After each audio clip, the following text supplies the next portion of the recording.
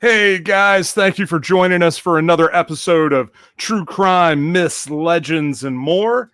We are here for our special Halloween edition, very spooky. And I brought on some pretty spooky guests tonight. We've actually got three of them. So, you don't just have to hear me and one other person. Now you get to hear four of us talk. It's good.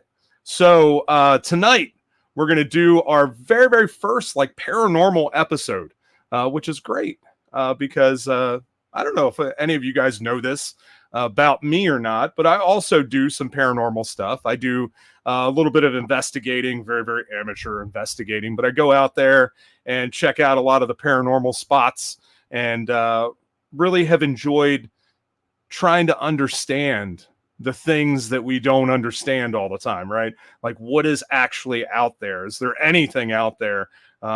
Is there scary stuff out there? And I think it's fascinating. Ghost hunters really got most of us really into the scene. And then, of course, and I'm sure we will touch on this later, when ghost hunters kind of started fizzling out, Ghost Adventures came on the scene. And I'm sure everybody backstage is like, oh shit, here we go already. But Zach and all of the lovely stuff that he did for this industry. And so now we've got all kinds of things, and there's some amazing stuff out there. Some people doing some incredible work in developing tools and developing new ways to think about what may be on the other side and what that really all means. So we brought on three incredible people tonight. We've got Aaron G. Thompson, who's going to be coming on with us, who is just fantastic. I've known Aaron for several years now. We've spent a bunch of time together, and I always love getting to hang out with him. And so it's good. I'm glad he got to come on here. We also have Jason McLeod, who is a demonologist. And he's got all kinds of fascinating things to tell us. And you know what? I had it for a minute, and it's gone already. Sorry, Lauren. But Lauren Hell is going to be on here with us. She's laughing backstage because she's got a ridiculous last name that I will allow her to tell you because apparently I can't get it, even though I asked earlier. So I'm so bad at this. What the hell is going on today? But she does some awesome stuff. She makes some of the most incredible paranormal stuff and, tracking and, kind of seeing the energy of all these maybe ghostly apparitions that we may have around us. And I'm sure she will talk a bunch about that. It's amazing because I have two super scientists on here with me today. Sorry, Jason. Not a scientist, but Aaron and Lauren definitely are. He does a lot of science too. I am probably the least scientific person on here. Let me bring on old Aaron G. Thompson. Hey, what's going on, Aaron? Not too much, Jeff. Thank you so much for allowing me on your show. This is exciting. I'm pumped to talk ghosts. Halloween. So I know it was. So it was several years ago.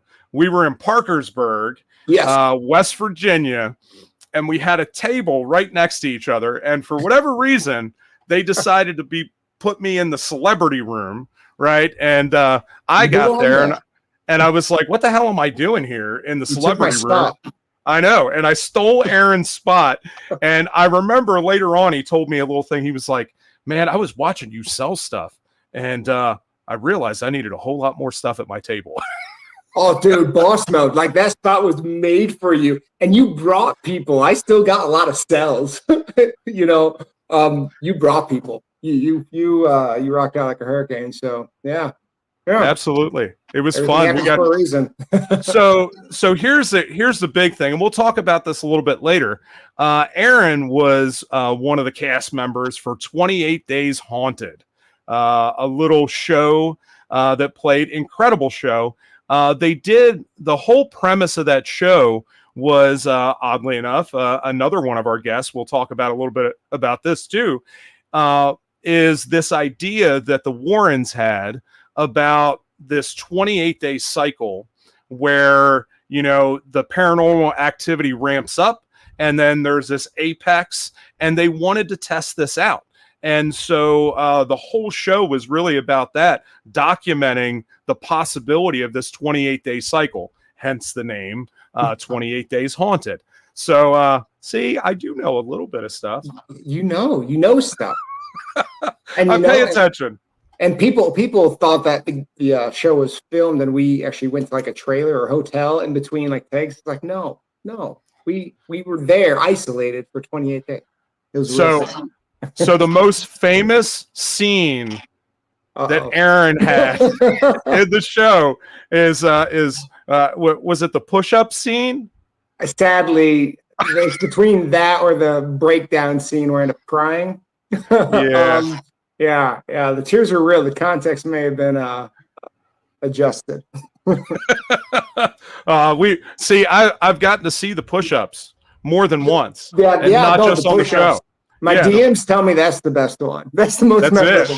As a afterlife researcher, a paranormal investigator, a ghost hunter, underwear push-ups is my claim to fame. So over millions of people have witnessed this feat, including my parents and my loved ones. As we watched it for the first time. See that when the reality TV holds no bounds, right? I told the other people they had to step up their game. Someone had to be a heartthrob, but I wish they would let me talk a little bit more. So I was gonna tell you all this, and everybody else is backstage, so I'll do it now before people can throw things at me. So when I came up with the graphic for this show, initially, it had everybody up there. And before we added Lauren, I was like, well, the hottest person up on the thing is definitely Aaron. And then I added Lauren, and then I'm sorry, you lost the top spot. That's sexist. I apologize. All right. With that being said, oddly, half naked people reminds me always of Jason McLeod. I'm not sure why. He's also a giant. And, I think he's like 6'12" or something. He is like head and shoulders above everyone else. It's why all the demons are afraid of him. So we're going to bring Jason on now. What's going on, Jason? Hey there. How's it going? Oh, good to fantastic. Be here, man, it is always good to see you. Not that you always see you coming because you're ginormous. It's good. I'm 6'7". I ate my veggies, said my prayers, and took my vitamins like Hulk Hogan told me to. Dude, let me tell you something, brother. You want to be as strong like the Hulkamaniac? Anyway, no. But it was good. Everybody loves a little Hulk Hogan. Yeah, I love Hulk Hogan. That's it. If you're a child of the 80s, sorry, Aaron, I think we're a little bit older than you are. I'm in my 40s. Really? No way. I'm okay. I thought I was significantly older than you. Apparently not. Well, that's all right. I feel right at home now. Because I honestly I thought you were in your mid late 30s. Back to the sexiest person.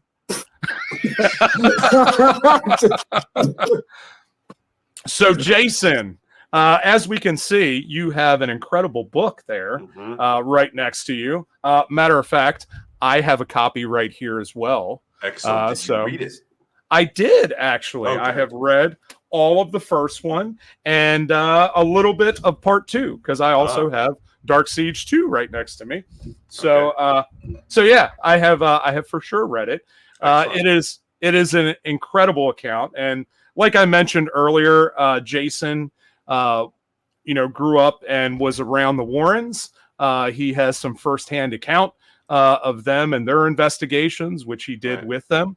And this book is about one of his own, his most craziest investigation. And we'll talk a little bit about that later. And I think that at some point, I will bring you back on to talk more in detail about all of that stuff, because it is fascinating. And he's got a new thing. Well, not new. It's now in its second year. But Defeating the Demonic is a show that Jason puts on. And he's got a bunch of exorcists that all come together and, talk about it and discuss all of the things that are involved with that. And it is an incredible thing. I think it's coming up, isn't it? October 20th in Bridgeport, Connecticut at the Bijou Theater. It's a full-day event. I call it an immersion seminar because you're really going to be drawn right into the world of these amazing men. exorcists and deliverance ministers. Bill Bean, I've worked with him on a case in upstate New York. Archbishop Ben Wright from California has 1,000 exorcists under his jurisdiction. He's been an exorcist for 46 years. Wow. And many others. I don't want to spend too much time without, being a lot of the time, but it's incredible. So we're showing the reality behind the massive increase in these types of cases and why it's taking place, especially now, how to identify it, how to protect yourself, right? What they have to do to deliver people from these forces. And it's absolutely incredible, the stuff that's taking place. But it has to be a full day, because last year we covered it for 5 hours and there was just so much more material to cover. And people were like, we want more, even after 5 hours. So we're doing a full day at a beautiful theater in Bridgeport where you can have concessions and drinks and popcorn and all that stuff and really, sit tight and be wowed. So that's the purpose. Nice. That's awesome. It's one of those things. And, this is kind of the spectrum when you look at like ghost hunting and the paranormal, is you go from all the way from, just maybe something moved across the house or we hear some noises and things running up the stairs, to the really, really dark and kind of scary stuff that does happen out there. It may not be nearly as widespread as every single time you go out and investigate, but it definitely happens. And there needs to be some people there to help people transition through that and to deal with those issues that are happening. And there is some scary stuff out there too. So there we go, the spooky. All right. So with that being said, we're going to bring out our final guest. Always trying to save the best for last. Sorry, guys. But Lauren is here, and let me bring her on stage. I just want to stay back there. It was really entertaining back there. I know. I could see all the faces that you were making. Like I could see you at the bottom of the screen. Crying. I was crying. I was in tears. It was great. Oh man. I also noticed we're all like the Four Eyes Club too. I like this. I noticed that too. Yeah. The old timers. Just a bunch of nerds. Oh, yeah, that's true. It happens, but all the best stuff is old, right? True. Yes. Absolutely. all the new stuff is terrible. They don't make them like they used to. That's correct. Well, that's true. That's accurate statement. Including people. So, Lauren, what is that all behind you there? Oh, my beautiful array of background to actually mask how messy my workshop is. So I find things that just are a little more aesthetically pleasing, and I bring them to the forefront of my table here. So yeah, but it's some of the equipment that I built, whether it's experimental equipment or equipment that I have on the market, I like to keep behind me. Just if the mood strikes, I can quickly be like, oh, you're talking about this? Here it is. So literally this week, I finally got a chance, because many of you know that I'm all over the place all the time. Like, I'm constantly going to conventions and I'm running around all over the country. And so like this week was the first time I got to come home and actually clean this room. And so it was a disaster. And I was filming the rest of these podcasts, and I'm like climbing over shit. I'm like pushing stuff off the table. That's what this part of the room is. Yeah. And I was like, something's got to happen here. And apparently the ghosts aren't coming to do it themselves. So I got to get it done. And so I did. I cleaned it up, and it looks very, very nice now. It's I can move around. I don't have things falling on top of me or like hitting me when I'm trying to climb over here and get into my hot seat. It's nice. It's nice. I feel freed. I remember I was doing an edit. It was 4 a.m, something like that. I just got home a couple hours, or actually I just got home from some ghost hunt of sorts. It was a few years ago, and I had my dream catcher above my editing table. So I had multiple computers, I had my microphone, everything. I was getting ready to edit. So I want to edit stuff, this thing I want to edit, but I'm so tired. And I'm looking at my computer going, God, I just need a little bit of sleep. Maybe I'll just finish editing this. I should finish editing this. And as I was about to start editing, I put my fingers on the keyboard. The dream catcher just falls on my head. And I'm like, all right, I'm going to bed. Good night. Yep. So good night. So we're gonna. I'm gonna tell a story now. This is a funny story. I was in Milwaukee, and if any of you have been up there, of course, land of Dahmer, right?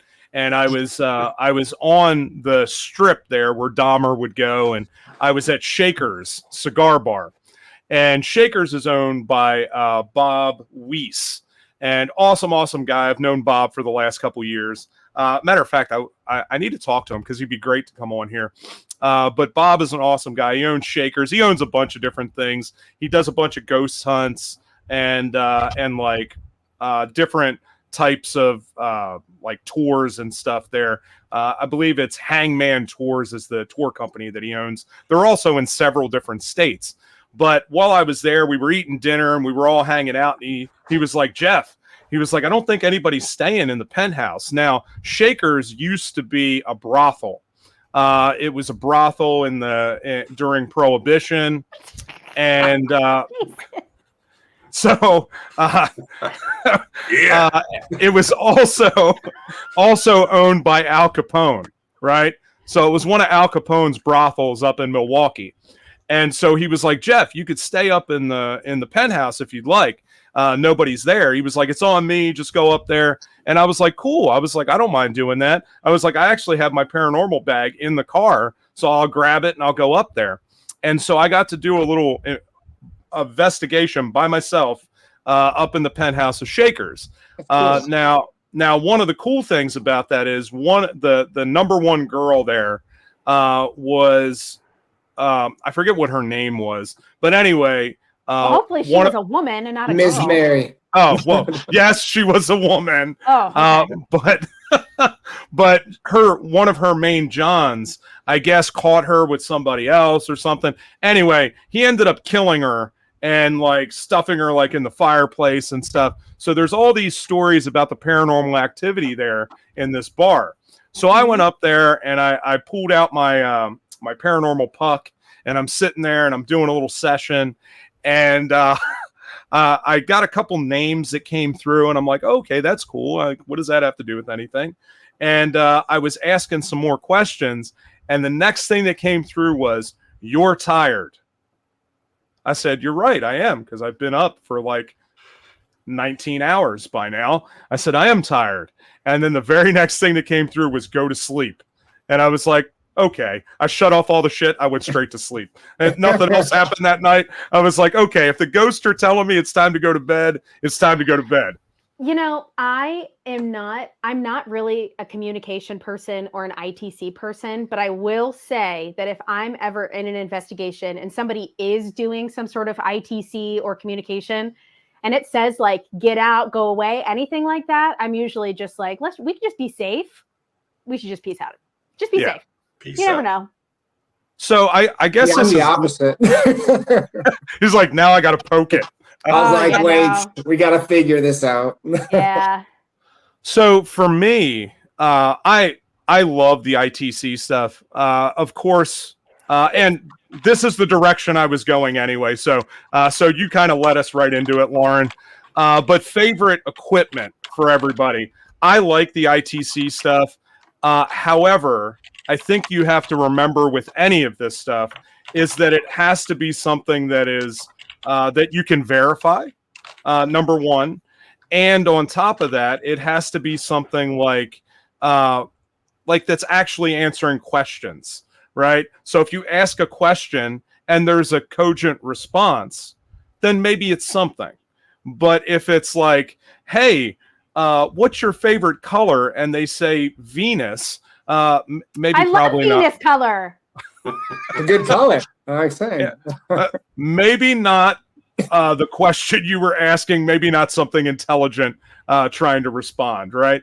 And so I've had a lot of different experiences, and like going out, I had one time on 2 separate devices, right? We were working, and it was 2 ITC devices. We were sitting there asking some questions, and we got the same exact answer on both devices at the same time. And then we got one answer on one and the corresponding answer on the other one. And it was really, really weird. And one of them, it was, we were actually at a gazebo here in Cincinnati. And one of them was get down. And immediately right after that, a cop came around the corner. And I was like, Get down tonight, baby. I didn't realize we were going to get songs too tonight. Nice. That's what I would have assumed. That's why I don't do ITC. Yeah. Well, that's I think good. everybody's just trying to sing to me. No, what I got out of that, since we were talking about a bunch of criminals, and apparently the guy who was the big, I can't remember his name now, but the big mob guy here in Newport, Kentucky, right just south of Cincinnati, he was the guy that was bringing in all of the booze and everything during Prohibition and taking it all to Chicago and everywhere else and transporting it through the country. So he was there, and I believe he killed his wife. And like he threw her body right there at that gazebo right by Mirror Lake is the story, right?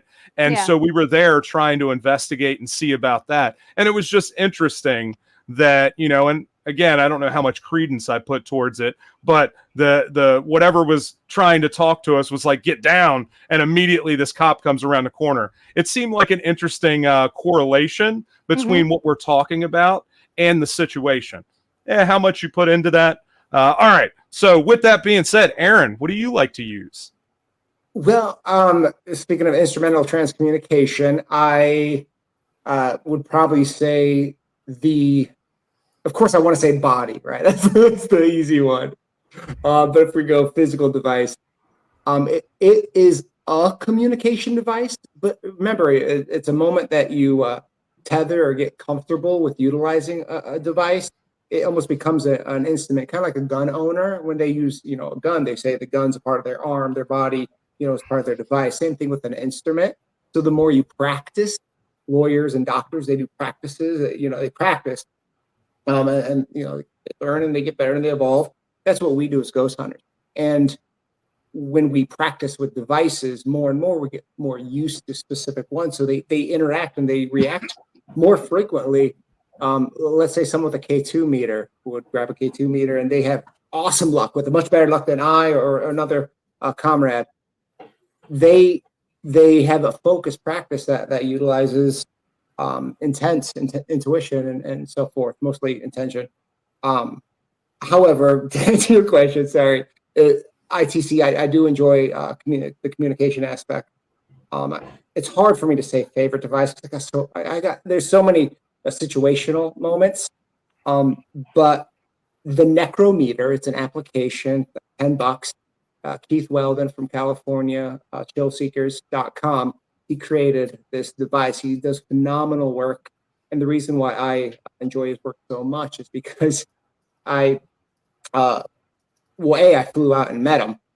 So that was something that was important to me in a moment of us. I wanted to see how this works. And it doesn't use real words. It doesn't use phrases. It just uses sounds, part words, phonemes.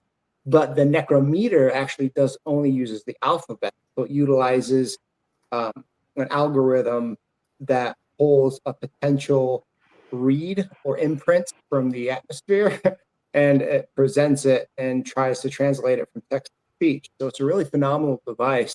And what I found with it, you set the tone of it. So I tend to have more feminine tone because it's better than the bassy, echoey, hey, blah, blah, blah, get out, get down. I rather have get down. So, it's nicer.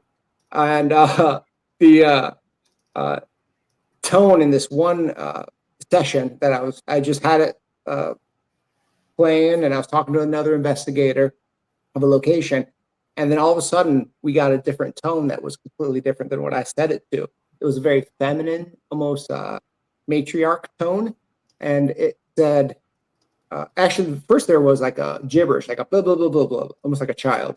And then you heard go slow, go slowly, or go slower. And it actually said slowly, because the next word was very slowly. The same voice as kind of the gibberish that we had before. So it's like something was correcting the B spirit there. And then after that, the same voice came over with matriarch and said, very good. It's just a phenomenal situation.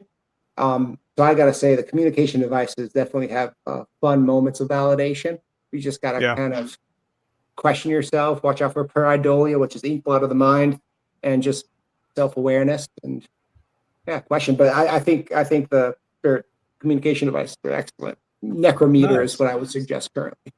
Yeah, I know probably my favorite piece currently that I use is from Dimension Devices in the UK, and I was very fortunate to be able to talk to the guy who created that device. It's called the Chattergeist, and it works on a bunch of different things and a bunch of different frequencies and all kinds of stuff. The guy actually was an engineer. And so he was like doing all kinds of computer programming and stuff like that. And, he got involved in some of the ghost hunting and was like, hey, there it is. There's a ghostly dog now. See? We knew it was going to happen. Some people say they could hear a dog. I don't hear anything.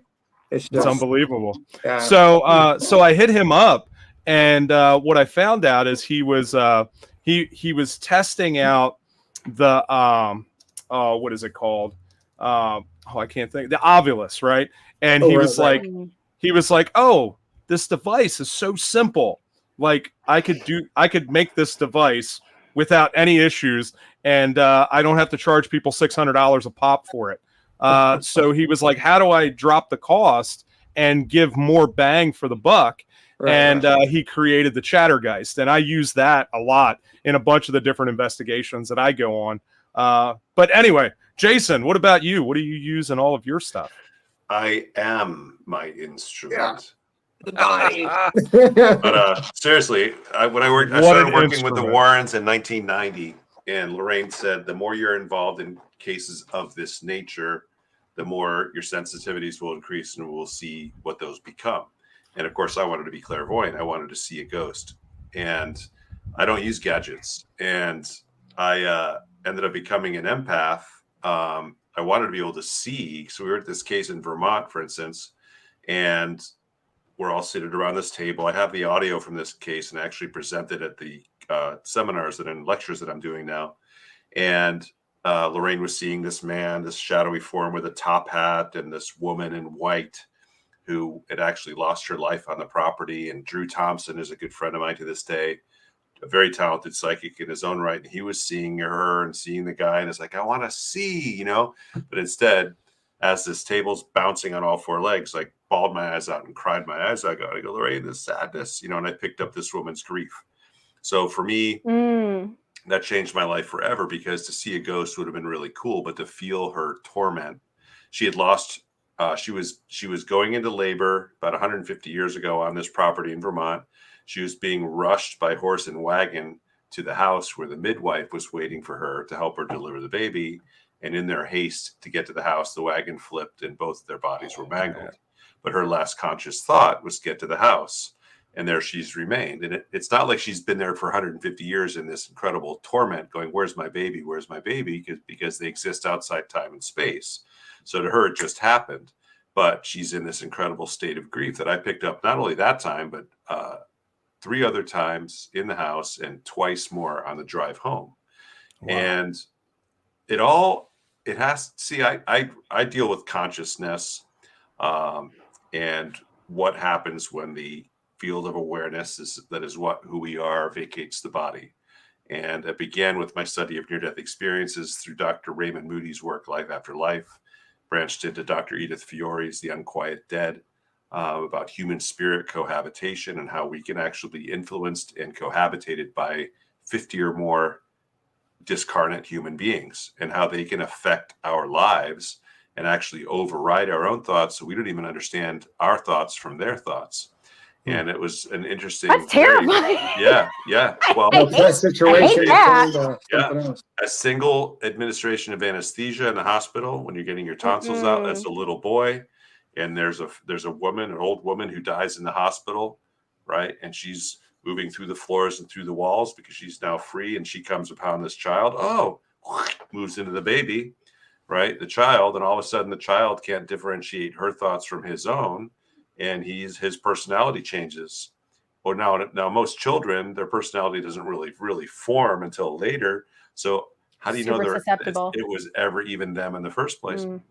But Fiore is convinced that schizophrenia, absent any true psychosis, schizophrenia, multiple personality disorder, split personality, a lot of the gender dysphoria stuff that's going on. Drag queens, right? I interviewed this drag queen and I said, would you be willing to go under hypnosis to find out if you might be cohabitated by the spirit of a woman? Yeah, I'd love to, because I don't know where this came from. He says in a deep voice, he's all dolled up, but I know I feel alive when I'm on stage, because this female spirit feels alive when she gets to be a woman again instead of being in a man's body. And a single hypnosis session, I'm not saying that's the case with everybody, so people who are having, issues with that, don't freak out. But I'm talking about her experience, that a single session, hypnotic regression session, can actually, in a very compassionate way, have a dialogue with the possessing discarnate spirit, who are often mortified that they're actually interfering with the life expression of the person whose body they've cohabitated, and they'll leave and cross over.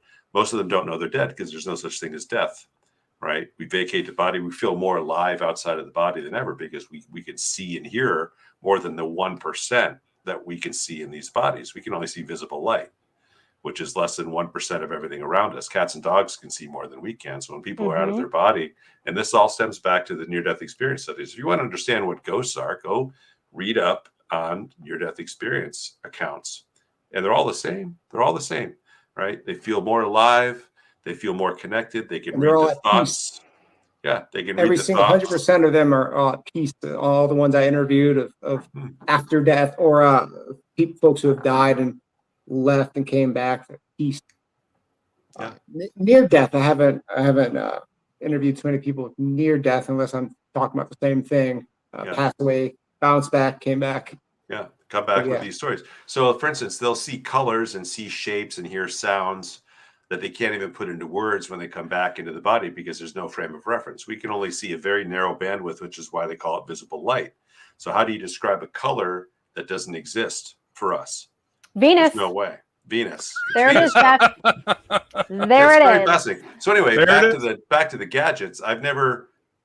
The gadgets I've used were a tiny little camera. I don't even know what you call it anymore. This is 1990. I actually have a photo, my first case that actually somebody snapped a photo. We didn't have selfies back then. We didn't have cell phones, right? We weren't just always going, hey, and taking photos of ourselves.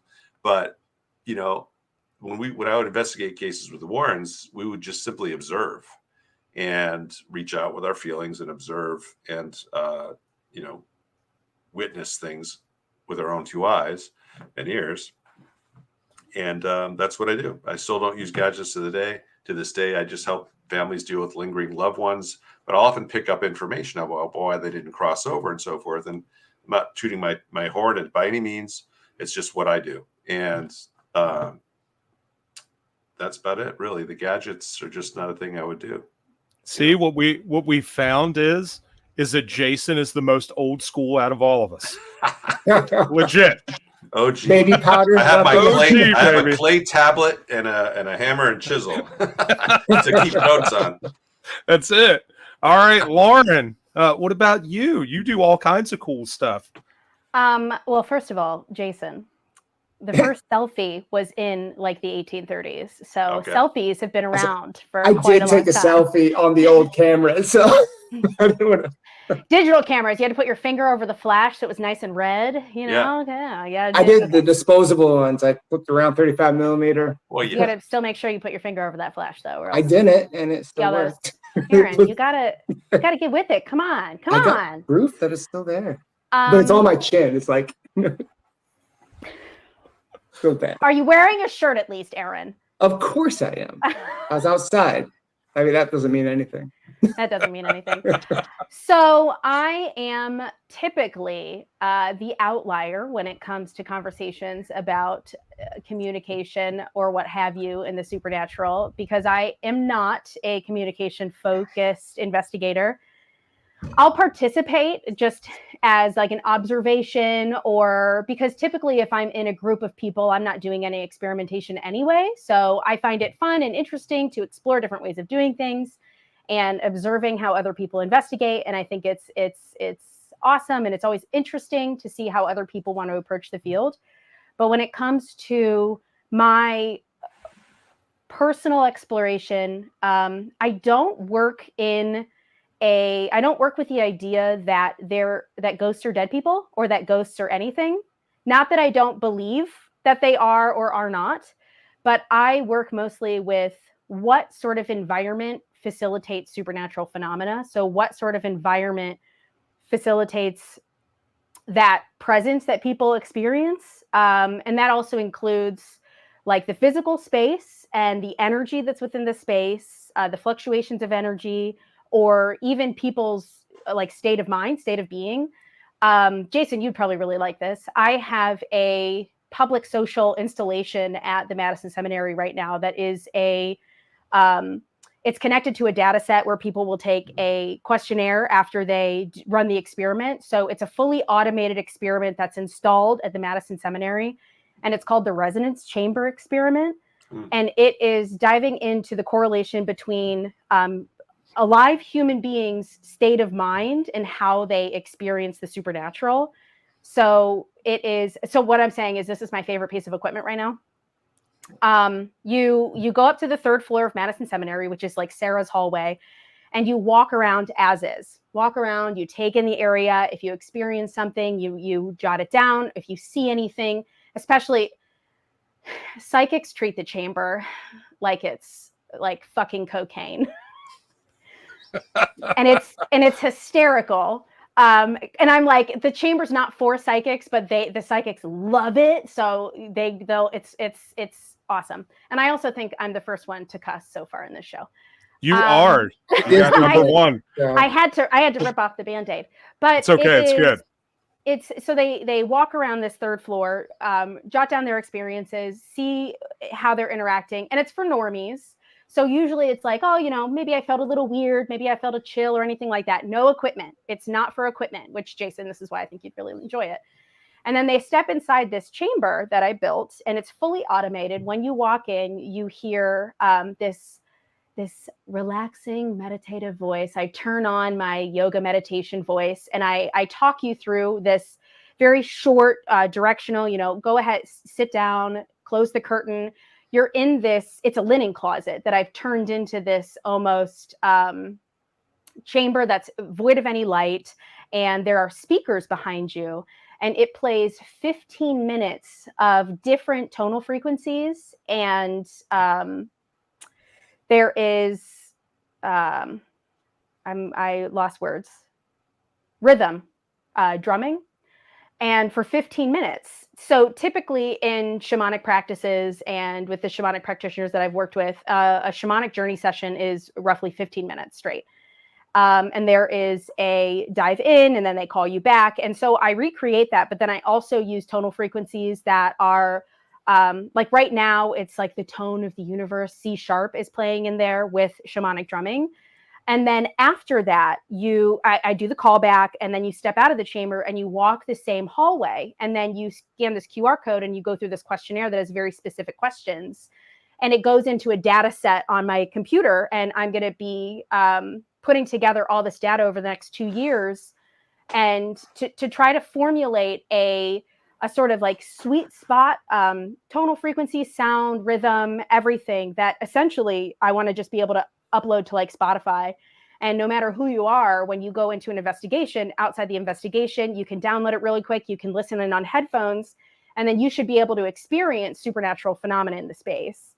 Interesting. So right now, that's like my obsession.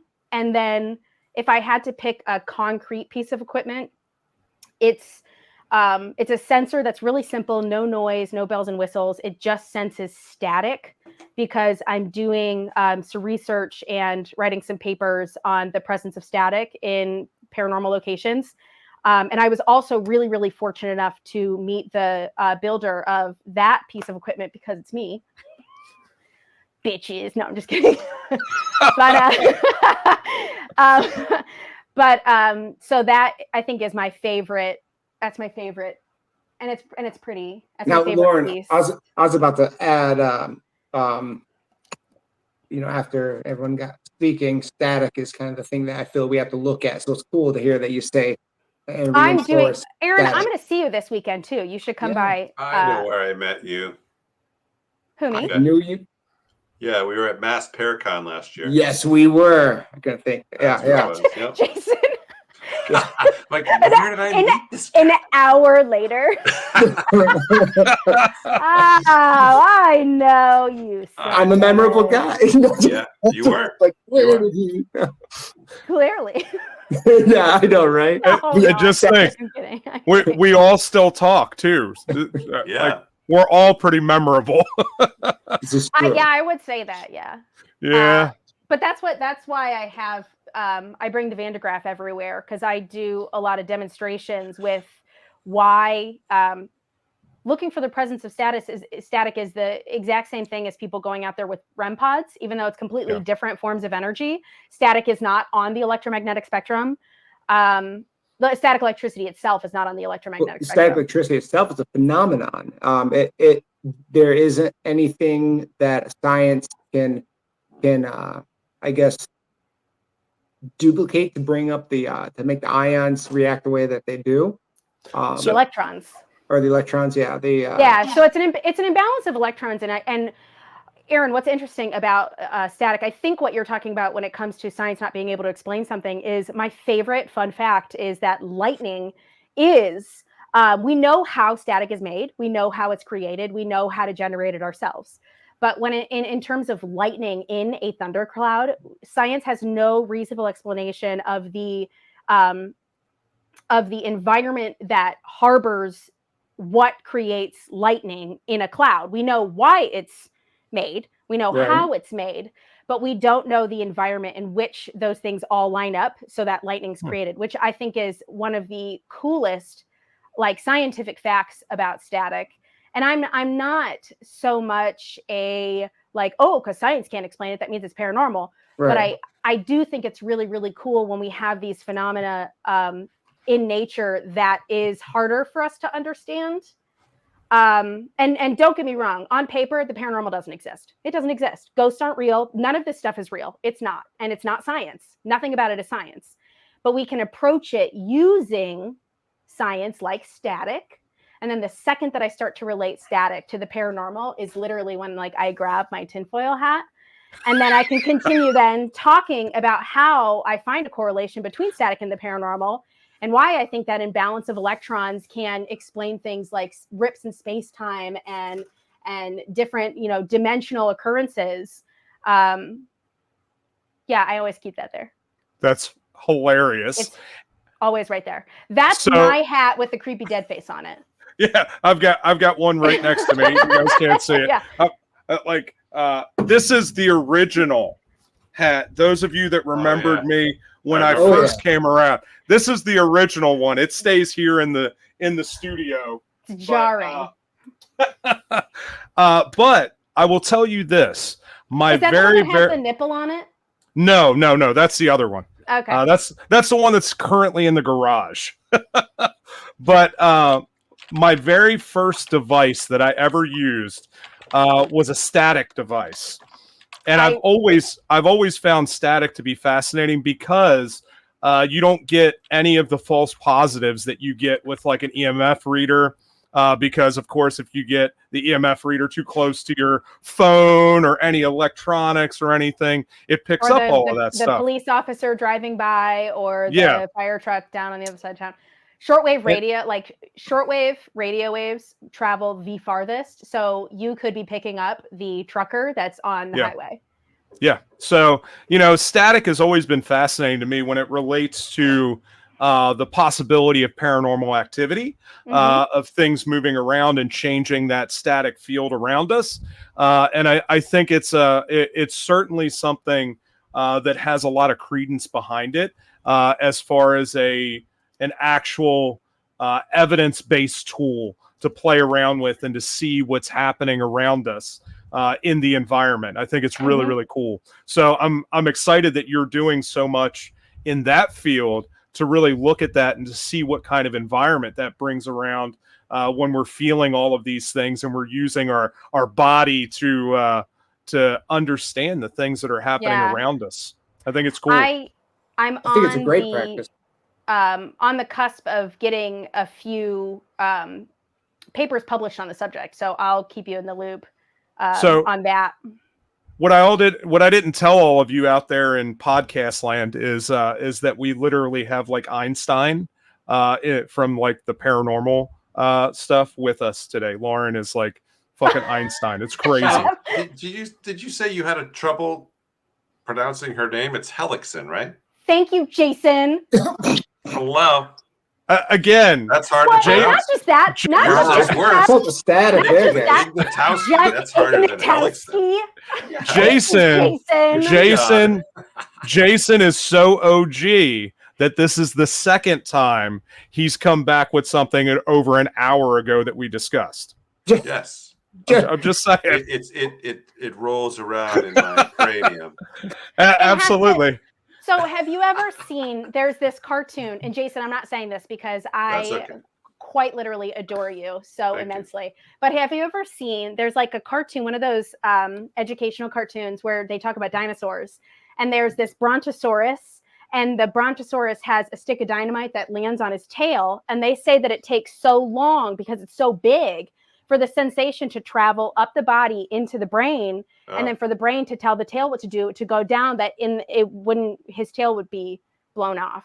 And I'm like, you're like a brontosaurus sometimes, where you're like, it's gotta marinate. And now you're dead. No, so we're going to have to. Jason, that is the same face that I was going to put in the picture. That's a great face. I'm like 5'4" and you're 6'7". We're the perfect duo. Excellent. Absolutely. All right. So there we go. A whole bunch of paranormal equipment, some not so much, all feeling, which is really good. So what do you guys think of the current state of this kind of industry that we're kind of in and around? I know I was just at Michigan Paracon. And then this last weekend, I was in Marietta, Ohio for their paranormal convention. I love Marietta. I do. I love Marietta too. Yeah. They do such a great job. Hidden Marietta Paranormal. Really? Yeah. Yes, they're incredible. It's like 4 women that run the whole thing.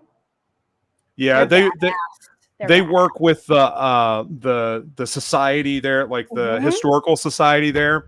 And they have the Anchorage, which is an old mansion up on top of the hill there. And it is an incredible place. I've been there several times to investigate.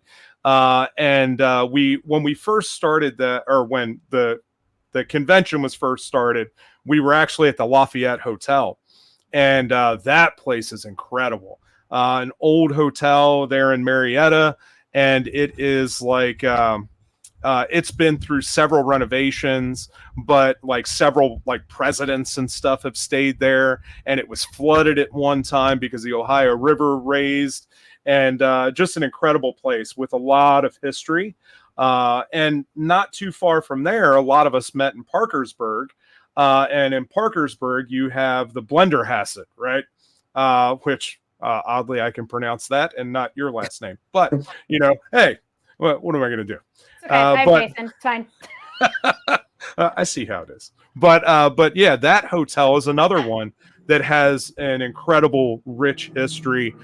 They actually have a serial killer that was attached, and oddly, on my bookshelf right now, I have in Marietta. No, in Parkersburg at the Blenderhasset. That is. Sorry. You're gonna put me on the spot now. No, I'm sorry. I can look it up. Yeah, I remember his face. It's Ingrid Cold, I think.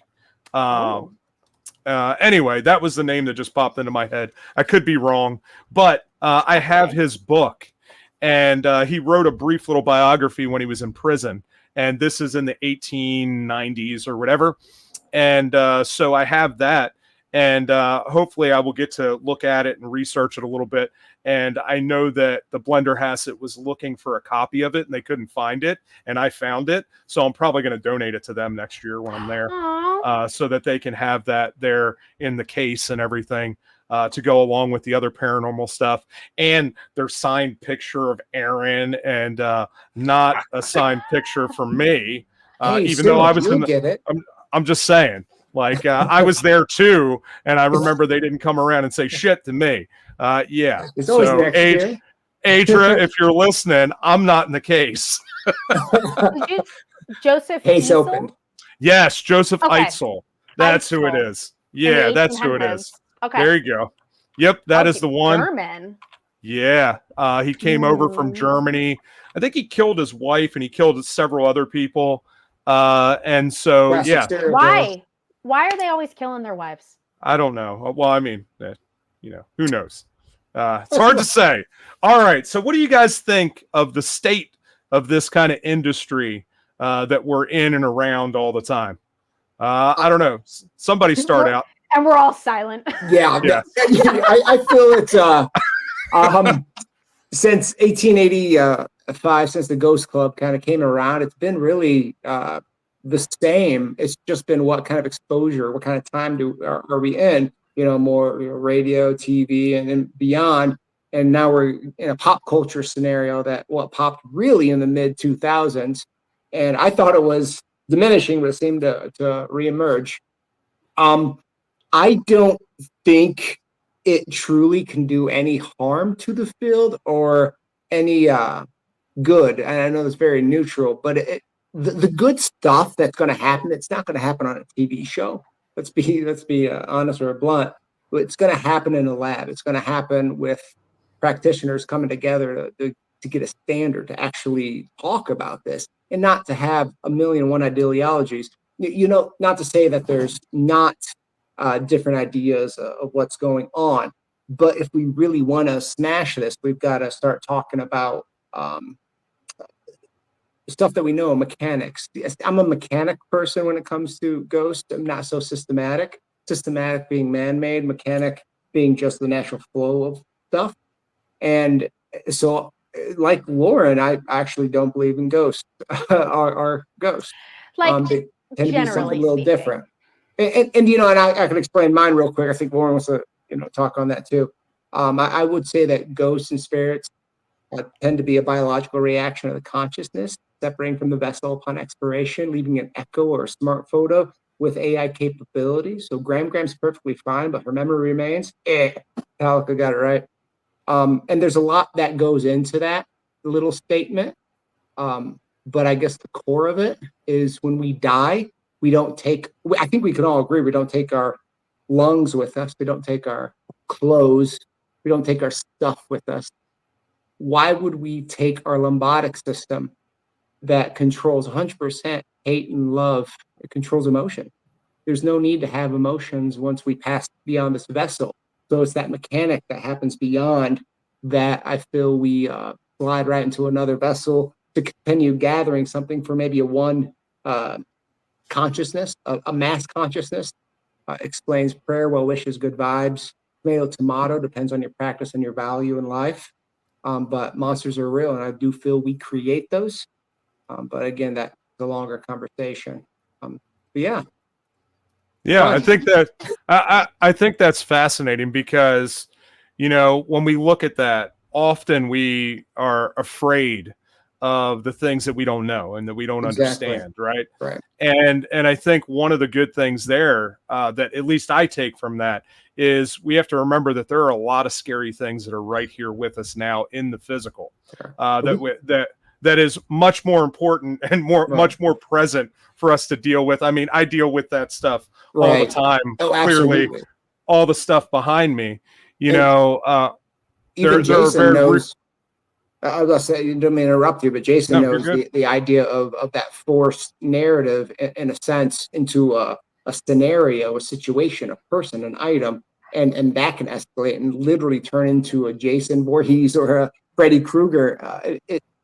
I got a call on the Slender Man once. I was a hard note on that one. It's goofy, the monsters that we are able to create. But the funny thing is, the same power that we have to create them, we can dissolve that. It's just a matter of confidence and conviction. But you're right, Jeff. We see monsters, we see horrific things, medieval times and beyond, and current. I think that's something that's really cool that you mentioned. And just for the viewers that are watching this, sure most of you know what the Slender Man is. But of course, Slender Man was something that was made up, completely made up, Video game and and ended up becoming something that became a phenomenon, almost on the same level as like a cryptid, right? That we talk about Bigfoot or Mothman or stuff like that, and people literally lost their lives because of this idea of Slender Man. And that is a scary thing when we can start bringing our fears and our ideas into being, and those things then take over and start causing havoc in the world around us. And I think it's funny. As I say, it's funny because if you would think, if we were able to manifest a strength or positive, societal positive perceptions, then we can easily turn around a situation of a monster and turn it into a self-worth or self-gratitude and self-building. Biology doesn't understand money, but understands survival, and it when conjunction with consciousness and downward flowing ether, we'll call it, it's quite it's fascinating to say the least. Yeah, for sure. All right, Jason, what do you got? It's what do you fascinating. think? Oh man, I don't know where to begin. So I believe that this is a simulation. This is a simulated holosphere. And there's an amazing researcher named Jason McLeod. He runs Archaix, ARCHAIX.com, and he proves mathematically, you got to watch this guy, will blow you away. Proves mathematically that we are living in a simulation. It's impossible that we are not. And the Nag Hammadi scriptures, which were written by the Gnostics, who were the pre-Christian Gnostics, who used psychoactive potions to vacate the body, to explore this realm outside of the physical body, described this demented, artificial pretender god with a little g, who believed that it created all that is, as opposed to the big G, which is the creator of all that is, right? None of the named deities and figures in this reality, from my understanding, are the creator of all that is, the creator or the infinite or the all that is, the infinite or the absolute. Even the CIA did a study. You guys, the scientists, might find this interesting, where they're actually trying to replicate scientifically what these gurus have accomplished through decades of practice, right? And I'd love to find that for you, but there's just so much information out there. That David Icke is I'm a huge fan of David Icke, and he explains the same thing, that we live in a simulation, and that it's like we have a VR set on, and when we vacate the body, it's like pulling the VR set off. And I describe that Keanu Reeves. Whoa. They describe when you read the Nag Hammadi scriptures, it's the Dungeons and Dragons Manual of the Planes version of the Holy Bible. I mean, it is amazing, the detail that these people brought back, and they describe the very same thing that the Matrix is talking about. That this is an artificial reality that's a bad copy of high frequency Earth, right? We're trapped in a cycle. We're trapped in a holodeck in Star Trek, for instance. This is nothing more than a simulation, and that we recycle over and over and over. Instead of coming into experience, if we're infinite awareness, right? All that is, all that was, and all that ever shall be, because we're individuated aspects of the totality of Creator, and we are immortal, eternal. We're supermen and superwomen, and we want to come in and feel what it's like to get beat up, right? Or feel what it's like to lose all our superpowers and come to this fantasy land, which is apparently how we all ended up coming in here. But then we got trapped because we couldn't leave it. And then when you vacate the body, you see the light, and the light could very well be this bug zapper, right? We're attracted to the light, that this AI intelligence that controls everything far beyond anything we can imagine. They call it Yaldabaoth, right? The demiurge. And its minions are the demons, the jinns, the watchers, the flyers, the cheetah ori. They're all described as the same beings all over the world, beings of smokeless fire or fireless smoke, vicious and wicked and evil, and they want to destroy humanity. They're described all over the earth as the same type of being, but that this entity created this false reality that we live in, that we exist, that we believe we exist in. We're not the body. We're not the experience. We're not the gender. We're not the orientation. We're not the political affiliation. We're not any of the things that we believe ourselves to be. Those are all just part of the experience that we're having. So I talked in the Dark Siege book in my analysis section that our higher self, which is the part of us that it knows everything about it is the part of us that knows about every single adventure and incarnation we've ever taken, orchestrates what it is that it wants to learn for its own evolution, and that our conscious mind is not in control. It's this higher self. So picture your higher self sitting at an advanced computer console, right, and logging into this simulated reality using us as the avatar. And when it wants to log out, the body goes to sleep. And when it wants to log back in, we're re-entering the game world, just like we would do in an MMO. We create the avatar, we create massively multiplayer online. Yes. Yes. We create. I was around when the original Atari 2600 came out, by the way. So I'm the original gamer. But anyway, when you think about it, right? There's a ghost dog around. When the body needs rest, the soul's not going to sit around and twiddle its thumbs and wait around for the body to wake up. It goes off and experiences lifetimes in the 8 hours that our body is sleeping. And it'll come back and lower its vibration into this very dense reality that we live in. You'll get just glimpses of the adventures that it had, which are the dream images and so forth. Where's it all going? I don't know, but I think it's consciousness. That's what we have to study, is consciousness. I agree with consciousness, and I would even double up, go as far as saying that we ourselves are the creators and destroyers of things, and it kind of goes with the whole create their own monsters and demons and everything's the same. But again, it's consciousness, and I 100% agree with you. At that moment, I feel we don't look at the consciousness side of things as often as we should. And a lot of the woo-woo folks, a lot of psychics, I think they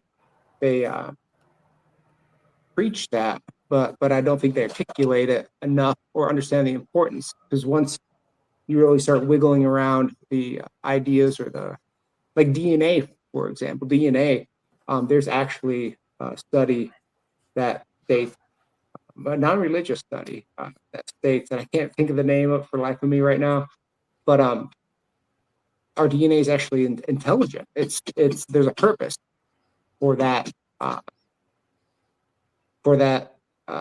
I guess for us being here right now, it's not no coincidence. Yeah, well, for sure. We are fields of awareness created by the creator of all that is. Our soul, for instance, a packet of energy, right? Consciousness is different than all of the myriad bodies or containers that the consciousness can use or utilize in its adventures. If you look at the raw material, for instance, which is fascinating, the law of one, the raw material, and you look at the discoverer of DNA, Dr. Francis Crick, who said that our DNA, human DNA, did not originate here on Earth. It originated from elsewhere, right? That it's the software code, it's the instructions, if we are in a simulated reality, in that regard, the DNA is actually the code that identifies our avatar and everything that it is, that all of its components and everything that it's associated with, and how do you even describe it? I don't know. It's funny though, if say you drink, right? If you this is kind of a conscious example. So when you have a drink or a couple of drinks, you start getting you're fuzzy, your jaw starts getting numb, your hearing starts going, so you're speaking louder, you're slurring your words, whatever the case may be. Maybe you're throwing up, maybe you had too many, maybe you're getting ready to pass out. All those are biological reactions. But if you think about your thoughts don't ever get slurred. It's something that's separate from your body in general. Your give a shits are gone, like because your biology controls that emotional desire or push. And the more that gets away, and in some contact, your brain It's just like is a like, virus, right? It's yeah. like a virus in a computer system. It slows it down. It's, it affects it in a negative way. So it's well, a negative compromise. subjective. Maybe you want to. I got to tell you, I lost my give a shits a long time ago. I was going to say, I haven't drank in 7 years and I don't really have a lot of give a shits. Yeah. I growing up on the East Coast, and all of you guys know this, I am very, very East Coast in my personality, in the way that I approach people. I really don't give a fuck about anything. Like, I will talk to anybody at any time. I don't care who you are. And actually, it's been interesting because when we talk about, Aaron mentioned this before, is turning things around and going from like a negative thing to a very positive thing, and moving in that direction and creating that kind of space for ourselves.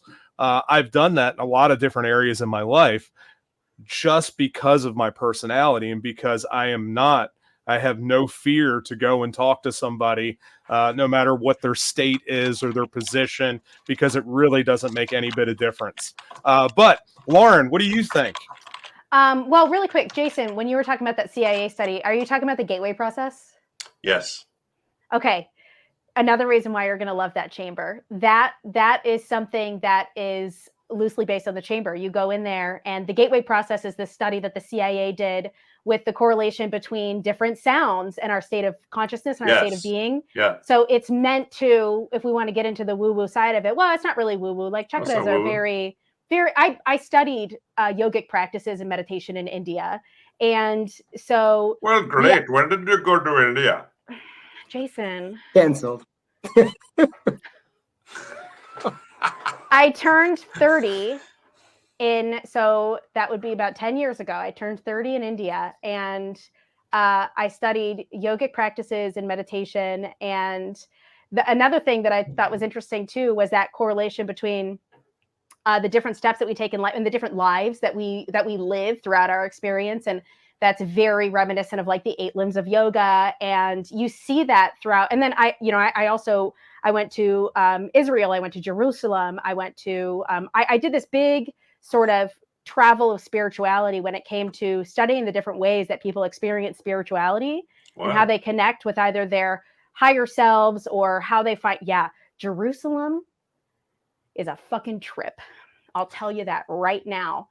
You want to see some like second time she swore. Yeah, I counting too. Yeah. Thank you guys. Thank you. Nobody else is cursing. Okay. I did. I gotta keep it up. Enlightened beings do not do such things. You know that what I is tell people? Horseshit. You want to know what I tell people about enlightenment? Enlightened beings don't exist on this plane. So there is nobody alive on this earth in this realm of existence that has actually experienced pure enlightenment. You might be on your last life in order to obtain enlightenment, but enlightenment is not here. And that was a big thing that I taught people, because we think if we reach enlightenment, we're done. We don't have to grow anymore. And that's just not, that's such a human condition thing. That's such an ego thing. But I love that you mentioned the gateway process. So it took all I could to like not interrupt and be like, is this what you're talking about? Aaron interrupts, so you can interrupt. I try to be usually, sometimes if I get real excited, but I try to internalize my excitement, and I'll type myself notes like, oh my God, remind this. But I find that really interesting. I think that the popularity in the supernatural is so fantastic. I don't give a shit about people faking stuff. I don't care. It has no bearing on my work. It has nothing to do with my experimentation. It doesn't skew or change the data that I'm collecting, because I do very pure forms of research, very direct experimentation, direct documentation and collaboration with different people in the field.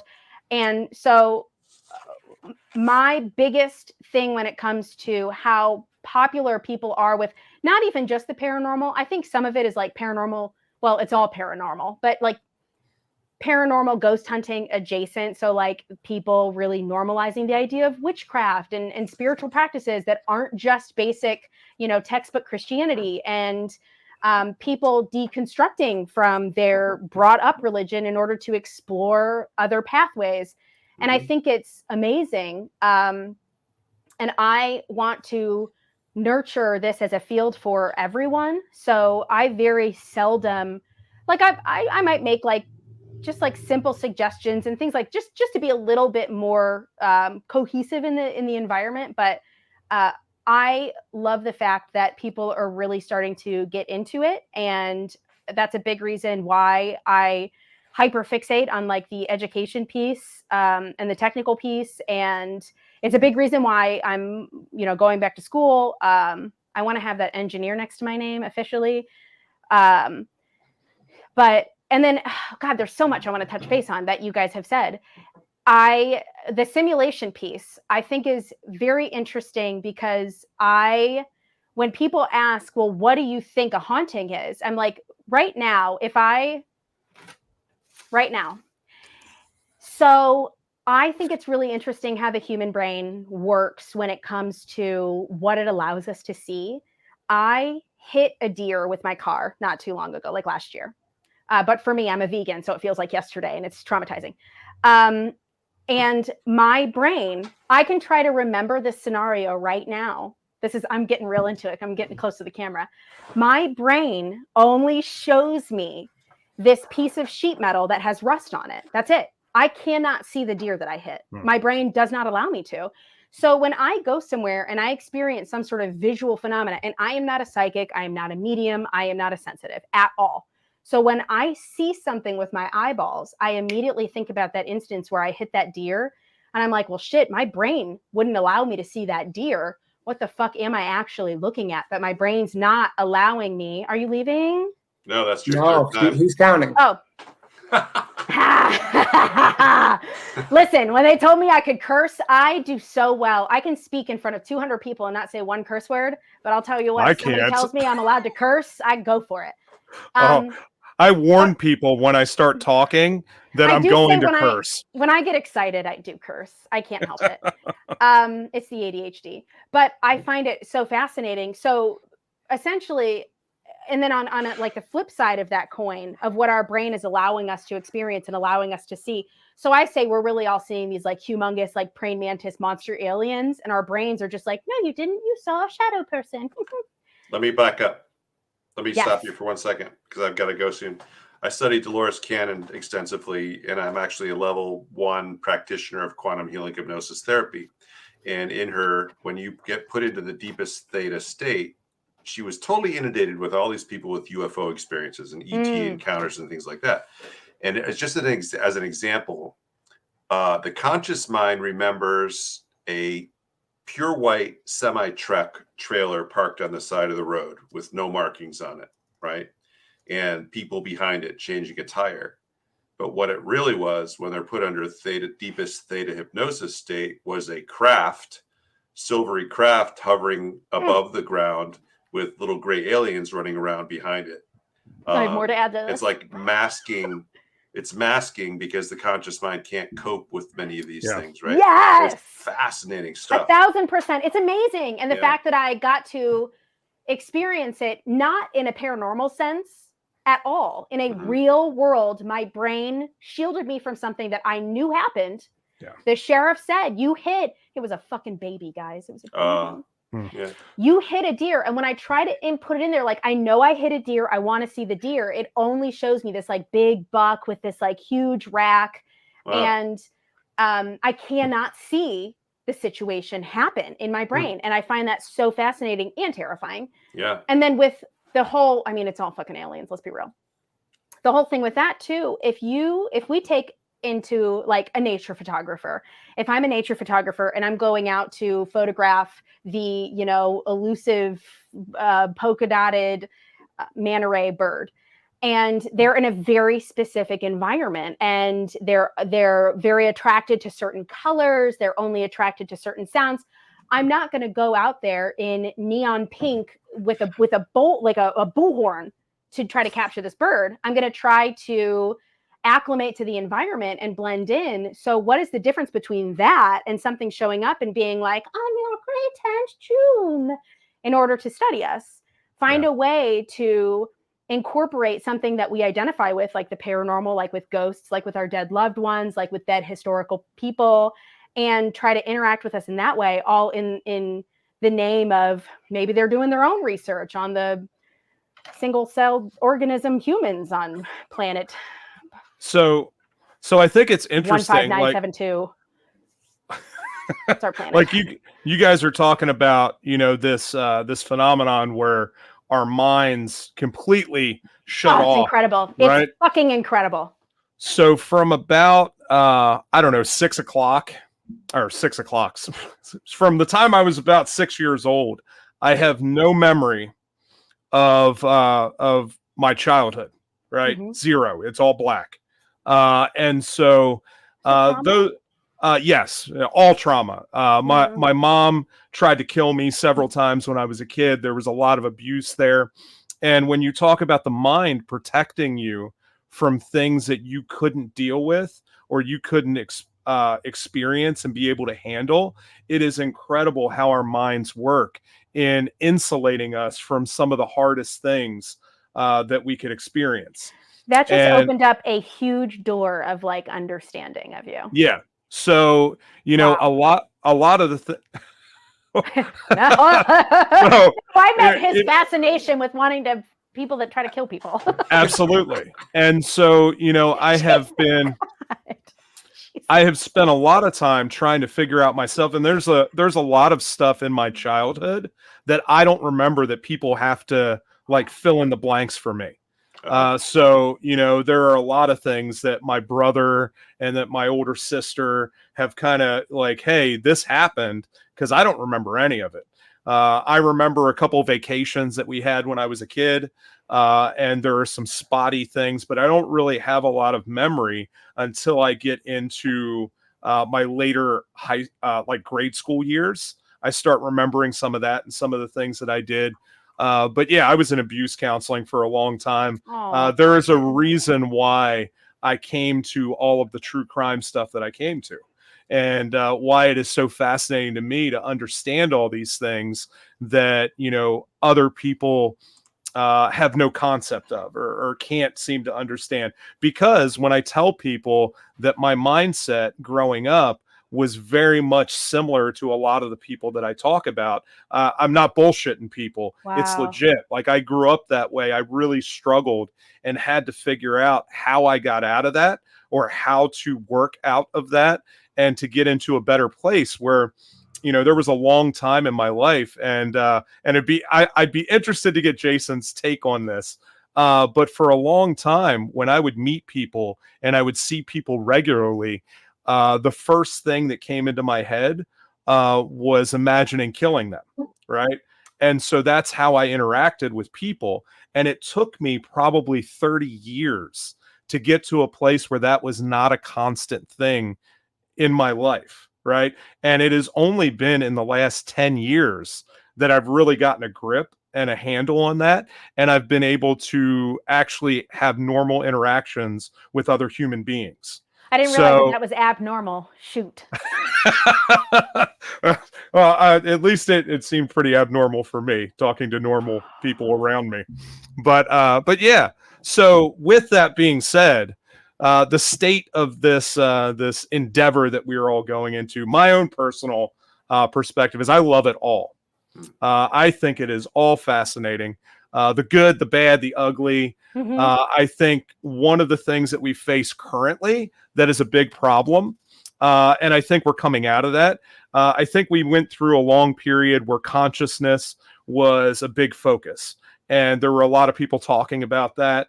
And I think we've moved from that into a spot where we're all looking for, or not all, but a lot of the shows and things like that are looking for very, very physical evidence, which is very elusive to begin with.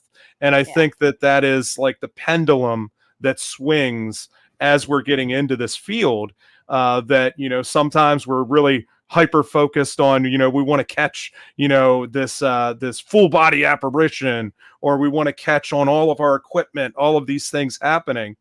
And that is only half of the story, right? That's only part of it. It may not even be half. It may be 5% of the story. There is so much more that is going on there that we don't understand, and that we don't really have the capability to understand in our current state. And so I think that it's important to have these conversations and to discuss some of this stuff and to look at, what consciousness has to say about that, because there is something to that. There is a whole vast array when we start talking about ghosts and cryptids and all of these things as to what's really happening there and how we can understand that. So, like, I feel like y'all are playing like a game, like shooting at each other. No. It was funny. No. I'm I was agreeing with typing you. a message, I'm sorry. but then, He's hey, Jason. unfortunately, I have to go because I have a family dinner, but I wasn't expecting to do about an hour. So Yeah. we're going to have to pick this up again. But Jeff, yeah, that's fascinating info, about your life and so forth. And from what I understand about Dolores Cannon's work and so forth, if you went and had a level 3 practitioner QHHT session and you can afford it with all the games that you're selling, congratulations. And it'll books. blow you away because you're accessing the highest aspect of yourself, right, in the deepest theta state, and you'll actually have a conversation with your higher self through your own lips. You'll be discussing with the therapist the group consciousness that is you, right? The monad, the highest awareness, and the healing that can take place mentally, emotionally, even physically is mind-boggling. People are healed, and she'll ask, well, how are you doing that? Like literally repair joints, remove cancers, anything you can think of. If it is the highest good for you, and you don't need to continue that lesson, because apparently it's all lessons, it's all evolution. Evolution is the key word. We're evolving spiritually, and we're here to do it.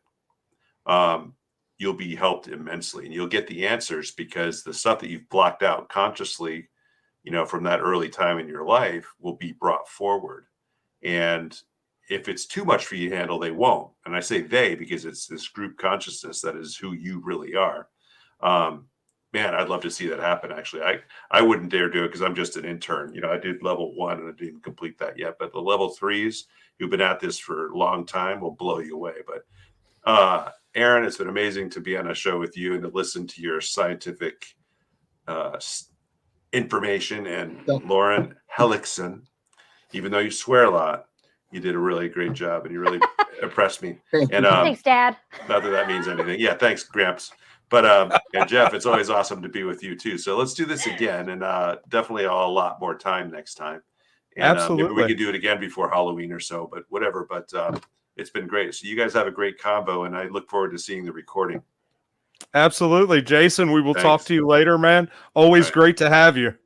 You too. Hey, take care, Jason. Bye, Jason. Bye-bye. Later. All right. Too much longer either, Jeff. Just let you know. Nah, it's good. It's good.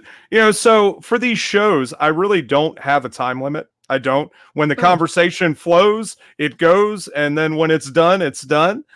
So before we get off of here, so why don't we? I know we've talked a little bit about this, but let's talk about some experiences that we've had personally. I know that we've kind of already bridged that a little bit, but Aaron, what about you? I mean, you did 28 Days Haunted, you had all of that stuff, and then you've got a ton of experiences on your own.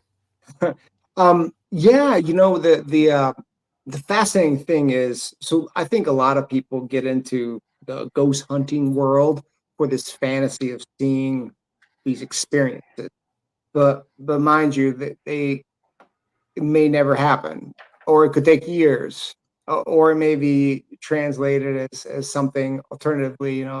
Depends on your perception on the scenario. So yeah, I definitely have a lot of experiences, which are super, super cool, fascinating, freaky. In some cases, it goes to seeing apparition, seeing the manifest, be manifest. The nice thing is that was also witnessed by 2 other parties, one skeptical and the other was a psychic. That was back in 2002, I believe. And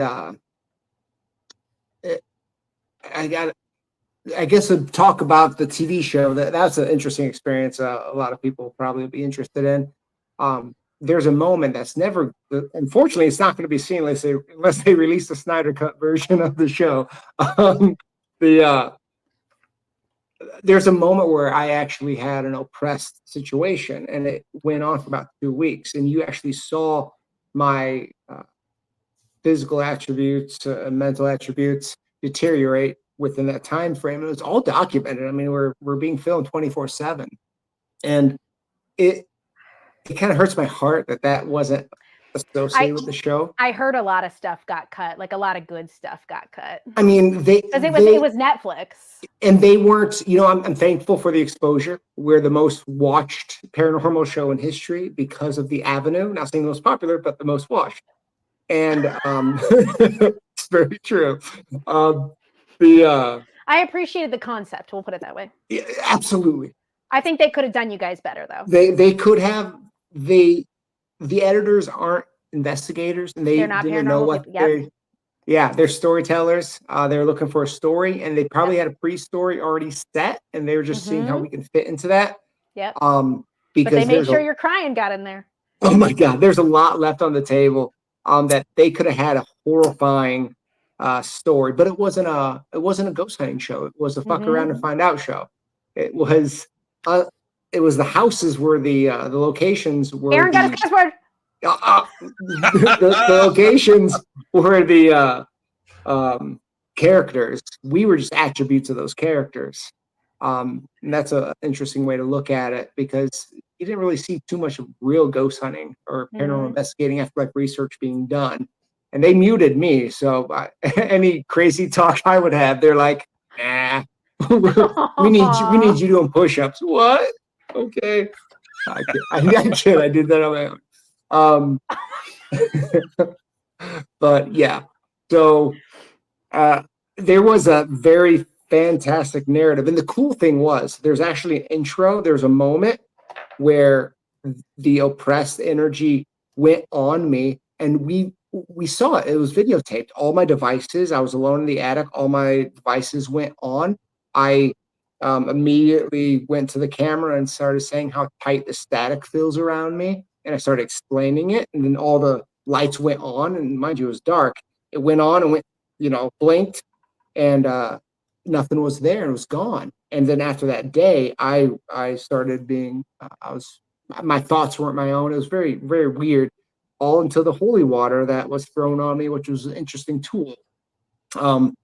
And I did a lot of cussing, a lot of swearing in that moment. It was interesting when I was saying the St. Michael's prayer back to Sean, a lot of cursing. And I remember Nick. Who doesn't curse during that one? Thank you. I mean, it's in the scripture, I'm pretty sure. Has anybody even read the Old Testament? Jeez. And I remember Nick was in the corner with the camera, because Nick had the camera at that time. And he goes, I don't think that's in the scripture, or something like that. I remember laughing in the middle of this. That was a really good impression.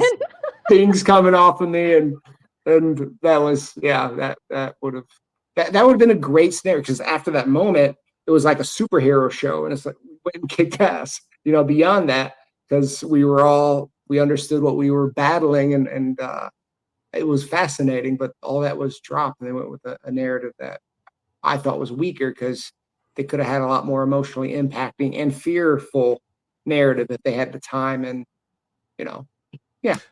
So I think it's interesting because we get your perspective, because you've been on a show like that for Netflix, right? And so one of the things that that is a big misconception, and you said it right at the beginning there, is that people that get into ghost hunting think that every time they go out, they're going to have this crazy experience, and it's going to happen within 10 minutes of being there. And that is simply just not the case at all, right? You could be at a location for a week and not catch hardly anything, right? And, these entities or these ghosts or whatever you want to call it, this consciousness will show up when it decides to show up.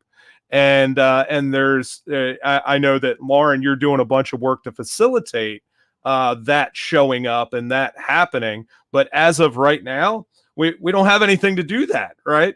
And so it is, I think, something that is a misnomer within the ghost hunting field, that you're always going to go out there and you're going to capture things. You know, the other shows that have been done just on ghost hunting, many of them are doing weeks at locations, and we get to see 45 minutes of that, right? And they wear the same outfits. Yeah. So Yep. it's not, Nice. yeah, so that it makes it seem like they're only doing 2 days, but they were really there for 3 weeks. We're told to wear the same outfits. Yeah, we wore the same outfits 2 days in a row. Well, it was pretty common. They will change. Yeah. So I get it. For TV and presentation, absolutely. It doesn't take away from the research. We're doing hardcore, real research there. We had no control of the presentation. And you guys didn't get to keep any of your information, did you? I guess some stuff. Oh, wait. Should I not like say that on the internet? Maybe? I don't know if that's like. Say it. You know? Well, you guys are probably past like what, your non-disclosure? Yeah, it only lasted a year. Oh, okay. Yeah. Because I know Simon said that you guys had. That you guys had it. That's Jeff. That's somebody that we should have gotten on here too. Have Nick on here too. Oh yeah. He's a hoot. They're the dynamic duo. That you guys, the awesome stuff that you did capture, you didn't really get to take away. Some really clear, like some of the most clear EVP and spirit box communications that I've heard investigating period was on this show. So bonkers. And that and it's so here's a good rule of thumb when you know that a show's been I guess washed a little bit, is watch our show or watch a show in a different language. When the EVP pops in that language that you're watching, you got to question it. Because, you know, I didn't hear any Spanish ones, but I tell you, when I'm speaking Spanish, those EVP and spirit box communications are coming out very little Spaniard. I think based on that, Aaron should speak Spanish for the rest of the show. See, okay. All right. So what about you, Lauren? As you're drinking? How dare you?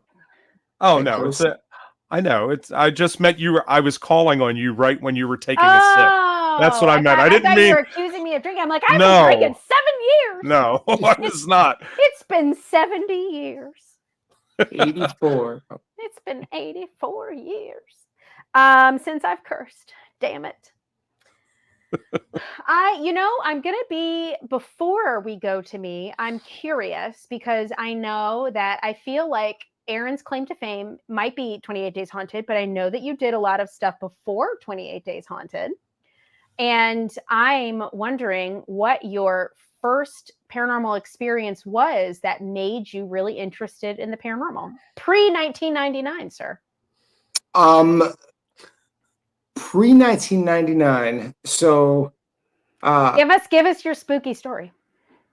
So sorry, Jeff, I kind of took over for a second. No, it's good. I like it. By the time I started to research, actually, I didn't even believe ghosts and spirits. I didn't believe any of that stuff was practical. That's where my mind. I don't know what my camera's doing. I'm sorry. It's being cool. It's dramatic. Yes, it's very dramatic. I can't stop watching. There is a story that I actually do not share. When I was a kid, that probably sparked, if we were going to say a spark. That's what I want. Shared it with very few people. Do you feel comfortable sharing it here? Sure, let's do it. It's Halloween episode, right? Let's do it. Yes. So, and I blamed on overactive imagination, but let's push that aside. It was something creepy. Yeah, let's you never fucking know. Rock like a hurricane. So it was a stormy night, old house. I was about 6 years old, 5 or 6 years old. There's two back to back, and they're almost very close. But I'll just say this one if you want to hear the other one. Yeah. Anywho, dark, power went out.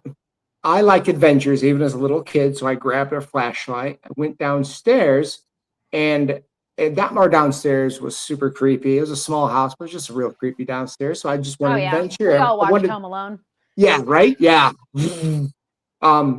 I wanted to see what it was like to go downstairs and just challenge myself to go to the back corner or whatever the case may be.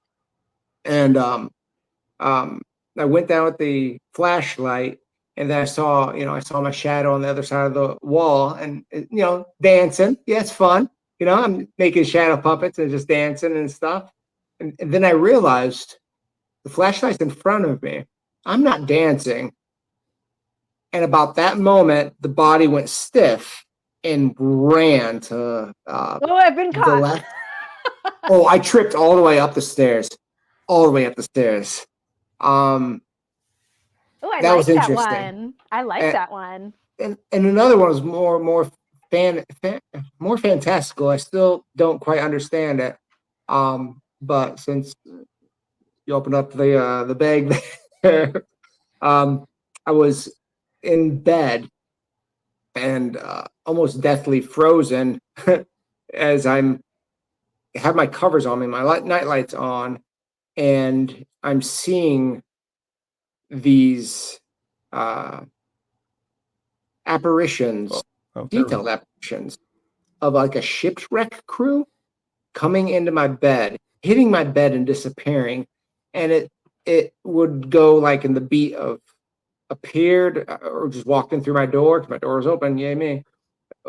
Through the door, hit the bed, disappeared. Door, bed, door, bed.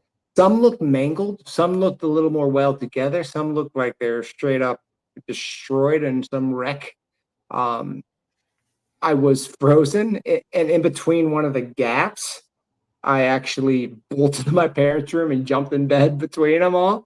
And it was funny because I didn't know if my mom remembered it. And like recently, she brought that up and said, "Remember that time that you jumped, blah, blah, blah." And yeah, interesting. A psychic somehow passively read me. I don't get read by psychics. Not that Me neither. It's just no, not, I get it. Yeah. I get it. But anyways, she read me when we were doing a session, and she said that she saw me die umpteen times. But she said my last death. She said my last death was actually on a ship. I was associated with a ship with a crew, and it must have went down. I was a captain, being a smart ass. And they go, "No, you weren't a captain." I'm like, "Oh man." but I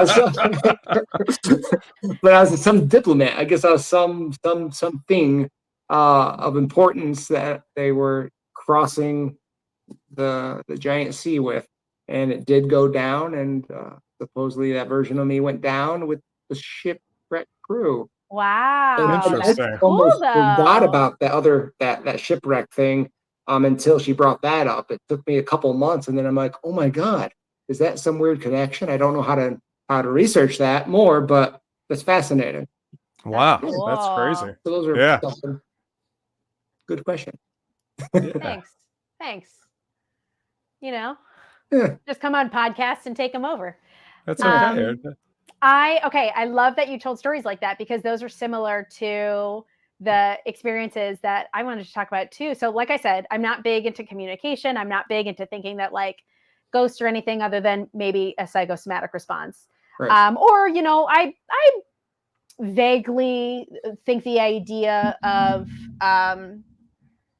like echoes of time being something, and something that we spoke about much, much earlier when you guys were like Slender Man. That the phenomena is interesting. It's thought forms, and there is an experiment called the Philip experiment that a college. What college was it? It's Ergonor or you know what I'm talking about. Ergonor, yeah. So they create this entity, they name it, they give it a background, all these other things, and they start to document, activity or what have you. Whether or not that's, real or fabricated, it's an interesting concept. Thought forms are interesting because, like I said, our brains are so immaculately powerful, and people will often cite from, what was that movie where she takes the drugs and now all of a sudden she turns into, I don't know, ones and zeros, but we only access 11% of our brain. But it's very interesting how deeply the brain varies from person to person. Lucy, I think. Yeah, which I'm sorry, that's a chef's kiss movie.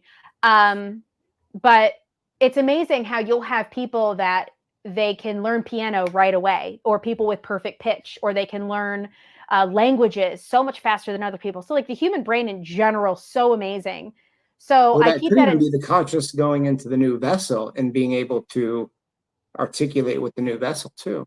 Well, there's a lot of theories on past lives and why people will sometimes wake up out of comas and be able, and they are speaking in an accent, but then it's also like people that go through cancer treatment, their hair will grow in a completely different color. So there's been billions and billions and billions and billions of humans before us. It's not a crazy, well, it is kind of crazy idea that, some of that energy is recycled into the bodies that we occupy now. These are just meat suits anyways.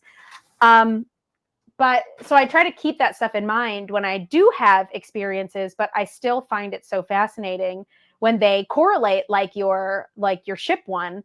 The very first apartment that I lived in, I was 26 years old, and I lived by myself, and it was this old building in my hometown, and it was where I didn't experience I was always a spooky kid. I was always like Dean Koontz and all that stuff, loved horror, fascinated, got in trouble for my fascination of serial killers in high school because of my browser history in the computer lab. So there's that. But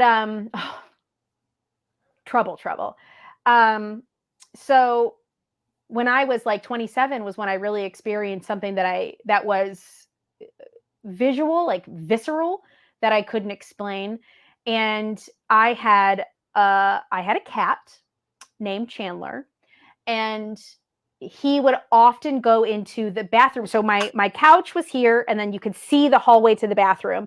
And he would always go into my bathroom, and he would knock over the fucking trash can. That was just like his daily routine. You go in the bathroom, I knew he was going to knock over the stupid trash can every time he walked in there. So I was always expecting to hear the trash can get knocked over. And there was one evening I was sitting on my couch watching a movie, and I see him, walk across over, and I'm like, he's going to go in the bathroom and knock down the trash can. And all of a sudden he runs out and the light switches on. And I'm like frozen. I don't know what to do. I've never witnessed something like this before. And I'm like, I don't know really what to do. So I got up, I went into the bathroom, and I was like, thank you. And then that was it. And my mom suffered a lot from mental illness, and I ended up having to remove her from her house, but she wasn't to the point where she needed to be like watched over or moved in with anybody. So I was like, I moved to the apartment next door to my first apartment, which was way bigger. And so I'm like, well, I'm just going to move my mom into the apartment next to me. That way, I can keep an eye on her. I'm right next door. It's really easy. So she moves into that apartment that I had that experience with. And she was a school teacher. She was an educator, highly, highly, highly educated. And she started like talking about ghosts for no reason. And I'm like, Mom, you've always thought it was so stupid when I was watching Ghost Hunters and all this other stuff. And she's like, well, I don't know if I'm going crazy or if I'm experiencing something. And I'm like, I hadn't told her about the trash can. And I was like, tell me what you're experiencing. And she's like, well, I was woken up the other day to my name being called. And I went out into the hallway, and I couldn't find anybody in the hallway. It was in the middle of the night. And she said, I just don't understand. And the voice sounded really familiar. And I didn't know what it was. I thought maybe it was you. And I was like, it wasn't me. Later on, she randomly came over, and she was like, this is my grandma's apartment. And she's like, this is why I remember this place being so familiar. She's like, this was my grandmother's apartment. I used to come here when I was a child. So my first apartment that I had my experience in was my mom's grandmother's apartment. Oh, wow. That she used to go to when she was little. And she heard her name being called in this place. And that was, over 10 years ago. And it still gives me goosebumps because I'm like, that's fucking crazy. That's wild. And then now in like so that was my real first big experience of like, holy shit, like that's crazy to me. Do I think it was intelligent? Maybe not, because she was there when she was little. So of course her name would have been spoken a lot in that apartment building. So I found that really, really interesting. And then just because you mentioned psychics, my mom passed away last March, and this has nothing to do with the apartment, but and I also had an unsolicited psychic reading, where and she asked for consent first. She walked up to me and she said, "I'm so sorry. I'm just wondering if I can give you a message. I really, really apologize. I'm not trying to get money from you. You don't have to pay me." And I was like, "Okay." And she was like, I feel like if I don't give you this message, I'm going to be really bothered by it." And I was like, "That's fine. Go ahead. Go, tell me." And she's like, "Okay, there's a woman. She's saying she's like a mother, but I know that your mother's alive." And I'm like, "Oh, gotcha, bitch," because my mom's dead. And she's like, "But she's saying that she knows that you tried your best to take care of her. And she just wants to let you," oh, it's going to make me a little emotional. "And she wants to let you know that you did a good job. You did everything that you could." And the funny thing about her she's saying that she's like a mother, but I know that your mother's alive. I'm adopted and my biological mother is alive. Oh, and wow. I know it makes me really, because I'm not like whatever, but I was like, okay. and so that is what keeps me in like the woo-woo side of the paranormal. And that's what keeps me very like cognizant when I do have these experiences. So even though I'll say like, I don't believe ghosts are dead people, it's not because I don't, it's because my work has to do with very analysis forward, documentable data set sort of stuff. But I think having those experiences are so important to our development in the paranormal. And you get to marry both of them, the science. Well, sometimes we just have to let go of all of our like science shit to keep ourselves like almost ungrounded, so that we continue doing this. Because I will work so diligently on like, and this is why I released the chamber experiment, because I was so diligent with teaching people how tech works, teaching people how to debunk tech, how to ask tech developers questions. And I was just really into, I would get a piece of equipment and I would typically take it apart. I would learn how it works. I would either rebuild it or I would be able to explain to people exactly how it works. And I was starting to feel myself pull away from even just the belief. So sometimes it's like throwing all the paranormal equipment aside and going in and experiencing the fact that we are exploring something we're probably never going to find concrete answers to in our lifetimes. But like being a part of that process is really, really important. And so, yeah, so I think like paranormal experiences, I've had those personal ones. And then I had one at of course, Waverly Hills, who hasn't had one there. And then two at the Ohio State Reformatory. One was in the daytime and one was at night. The Ohio State Reformatory. Well, Jeff, you've been there. Aaron, have you been to OSR? Ohio State? Ohio State Reformatory in Mansfield? Is that Kat? Yes. Hi. Kat's been there. I have not. Oh, okay. You'll have to come out for like come and visit like she speaks the world of. She said that's where she got her attachment. So yeah, it's an incredible location, and the board of directors, we try to keep the history very separate from the paranormal, so they're two completely different. So during the day, we don't allow any equipment or anything in the building, but it doesn't matter. You'll still have things happen, hear things, all sorts of stuff. It's wild. Yeah, it's a very, very interesting place. And it's gorgeous. Yeah, I've been there now. 2 or 3 times now. It is a fascinating spot. So are you going to be there for Parasite? You're going to be there for ParaPsychon next year. Oh yeah, I'll be there. I'll be there when you're speaking this next year. And I am not going to be speaking there until the following year. Listen, I worked my ass off. I know. I heard. I inquired. Well, actually, he gave that up freely, but he told me, he was like, she has been asking me for years to do this. Well, and not just that though. It's developed to like scientific journal papers. Like it's really pushed my work, which has been great. So it's like when he asked me, he would always jokingly ask, like, "You going to speak next year?" And I'm like, "Fuck yeah, I am." And he's like, "Okay, we'll see." And then this past year, he was like, "You gonna speak this year?" And I was like, "Fuck yeah, he is." And he's like, or I was like, "Fuck yeah, I am." And he was like, "No, really." And I was like, "What?" And he was like, "No, really. I think it's I want you to speak there." And I was like, "What? Okay." Well, congratulations. It's huge. Oh, thanks. Yeah. Thanks. Yeah, and it's funny. You said something. Just speak on with the. We're not going to find some answers. Why we're here, most likely. I actually disagree wholeheartedly. You think in our lifetime we'll find answers? I'm going to try my hardest to act like I can, or to pursue those answers. Aaron, will I find them? I don't know, but I'm not going to go in the narrative of saying I'm not going to find them. So, well, the only reason why I say that is because confirmation bias is so prevalent in the paranormal that if we allow our egos to get ahead of our research, then we will find answers. But it's because they're manufactured by our brains. And so you got to separate those two, right? Self-awareness allows that separation. The ego is a very powerful thing, my friend. And that's also why I say that I don't believe in ghosts when I just told you multiple ghost stories.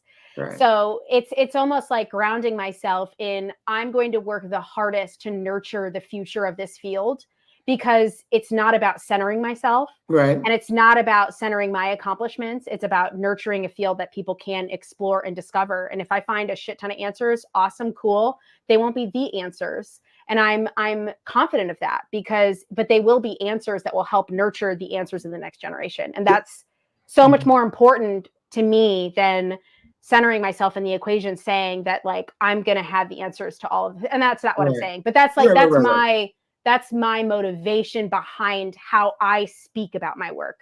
And of course you have to set up the next generations, but if all the generations regurgitate, but they always regurgitate. And that's what they're doing. And that's why I'm doing it differently. That's why I don't do ITC. That's why I don't do communication, because everybody's fucking communicating. Right. Everybody's communicating. So it's being covered. If everyone thinks they can't find the answer, though, the ego is going to win. They're not going to be able to find something. At some point, there's not going to be a consensus. Aaron G. motherfucking Thompson, if you think for 1 second that in my brain I'm not like, bitch, I'm going to know it all, then you're crazy. So I grew up the consummate skeptic, right? And so it took me a long time to come around. I've always been fascinated by the paranormal. Growing up, my dad we would watch all the unsolved mysteries, and we watch Cold I got them on VHS tape, the ghost hunting ones. Yeah. VHS. Dude, I used to watch all that DVD. Stuff. So I was always fascinated by these things that I wasn't personally experiencing.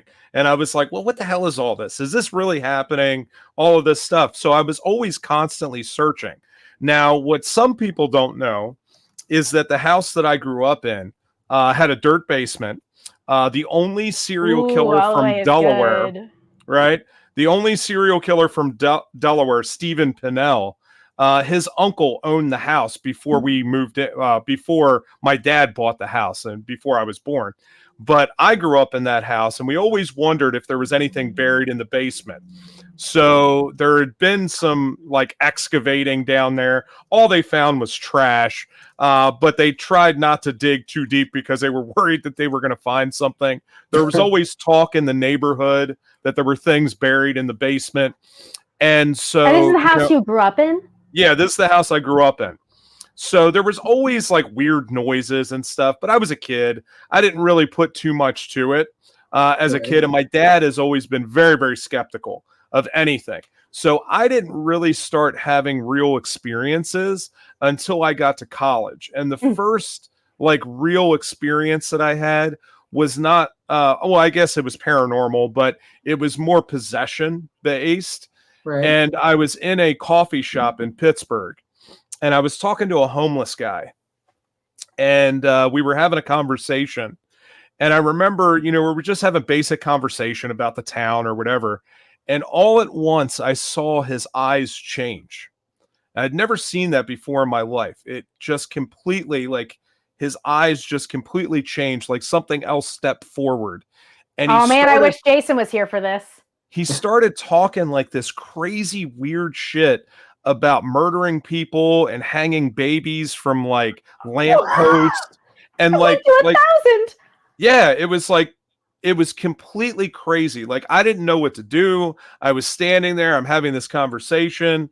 At the time, I was very, very active in the church. I was moving towards some of my pastoral stuff.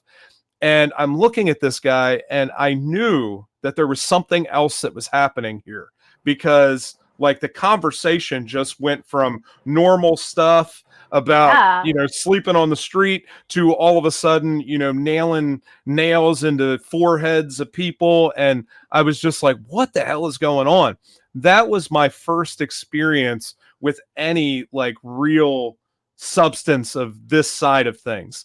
And then my second, like, I've had some experiences at OSR, also at Waverly Hills. I've caught different things and some EVPs and stuff like that. But I didn't really have any real physical experience until I went to, I hate to even say the name that shall not be said, but Zach's Museum in Vegas. Whatever, I want to go there. Right, it is. I have no qualms.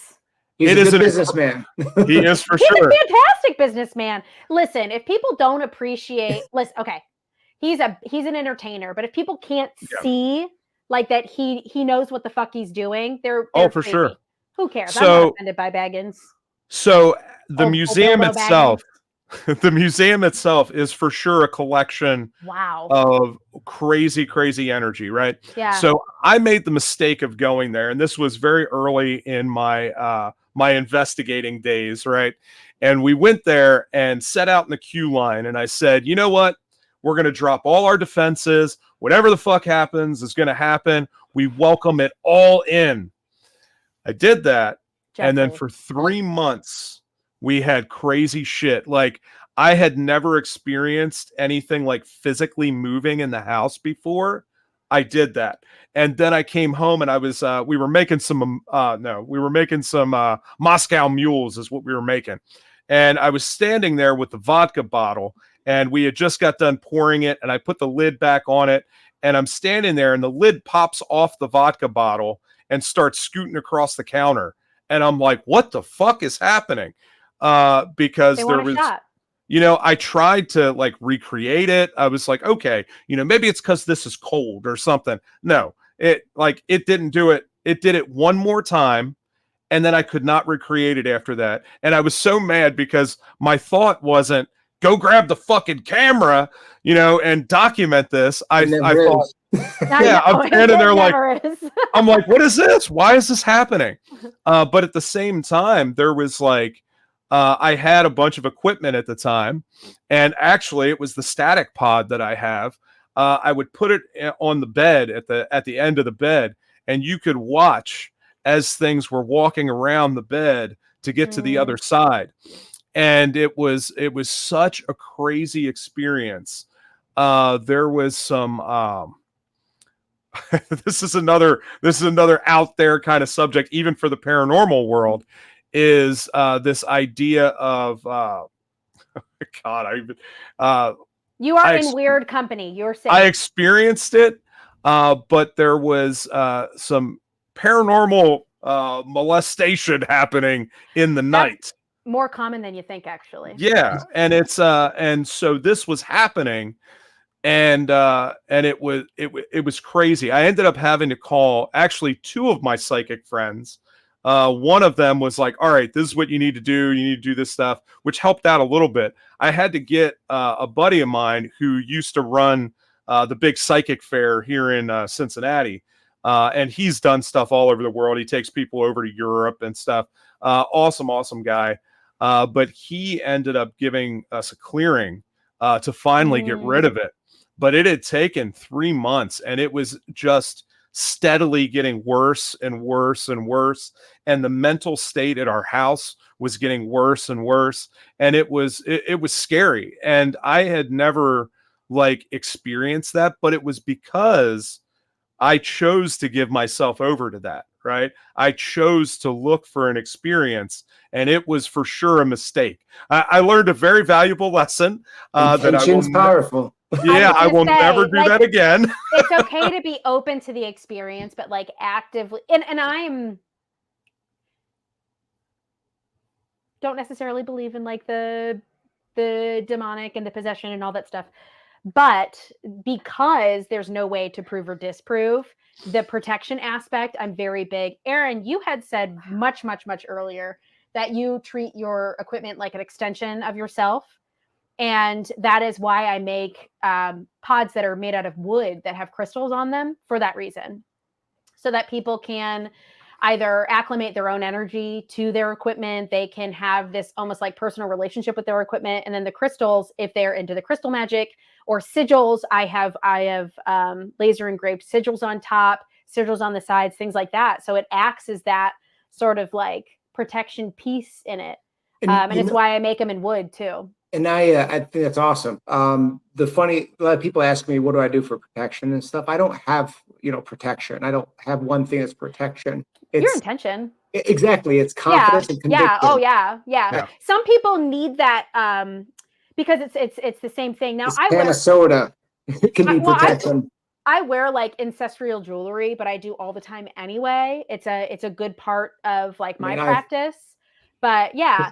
And but when it comes down to it, if it is okay, if you need, when you have that physical piece, whether it's a cross, whether it's a crystal pot, whether it's a stone, a necklace, anything, a rock, it's still your intention that's making that into a protective amulet, to a protective piece. But sometimes people need to have that physical connection with something in order for it to work. And that's okay. There's nothing wrong with that. It's all practice you're comfortable with. It's you're the magic. So it's funny because I tell people this all the time. I'll get like the super woo-woo people that come up to me at conventions and stuff. And you guys know I have the shadow boxes. Actually, I have them hanging on the wall over here that have dirt from all the different locations and all that shit in there, right? And I get people that come up and they're like, oh my God, the energy that's coming from those is, I could never have anything like that. And I'm like, if you look on the other side of my room over here, I've got 8-ounce jars, like 35 of them, of all kinds of dirt from all kinds of different places where people have been killed and everything. And my own personal belief is, a lot of those things, the intention that you have sets off a lot of that stuff. And for me, I don't give it any credence at all. I don't put any intention in that. And honestly, a lot of that dirt I got in the last year, and guess what? That shit didn't happen. It's been 30 plus years since that happened. So it's probably not the same dirt anyway. Well, I will say too, there are a lot of, if you want to get woo-woo, practices that use the power of like graveyard dirt. So, I mean, no matter what, something that seems, and I love imagery that is like mistaken, or not mistaken, but like perceived as evil. And I love to take that imagery and flip it around into this sort of like protective aspect. So I have a whole Baphomet altar at my house. I do a lot of antiquing with rosaries and turn them into upside down rosaries. And not to be sacrilegious, but to take something that's typically seen as evil and saying like, no, I can use this as a protective amulet because it's about intention. Yeah. So when it comes to that dirt, I mean, it's the same thing. You could turn that into a protection against death, protection against evil. So yeah. Yeah, it's all about intention. 100%. For sure. It's what you put into it 100%. That gives you the result, right? I feel that way about a lot of things. So well, I don't know. We've been going at this for a little over 2 hours now. I know Aaron said that he needed to get going. Yeah. So yeah, thank you guys for joining me and coming on here. Thank you. Having the conversation and discussing all this stuff and digging in a little bit into all the paranormal spooky stuff. And Jason, thanks for I know you're not here. I know you'll be watching this at some point. I know it's hard to lose him. He's giant. But yeah, thank you guys for all coming on and doing this this special Halloween episode. Happy Halloween, everyone. Absolutely. Go out there. And what's really funny is on Halloween night, I will be out at a friend of mine. She does like these murder mystery dinners and stuff. Oh, I love And that. yeah, she's asked me to come out and be the spooky storyteller around the fire. Oh, I love nice. it. So I'm gonna be telling spooky stories around the fire, That'd be cool. dressed up in something. Yeah, should be a lot of fun. Yeah. But Aaron, if you write, you should write a short story about the ship story. oh, that'd be cool. Yeah. You could get a little fiction with it, but like that makes a really cool premise for like a short spooky story. I got the ship story. Yeah. Where you're sleeping and you have the shipwreck. Oh yeah. Oh, okay. So you're should- pointing on my end. You look like you're pointing to the. Oh, I'm pointing to you on my screen. I'm Yeah. pointing to you.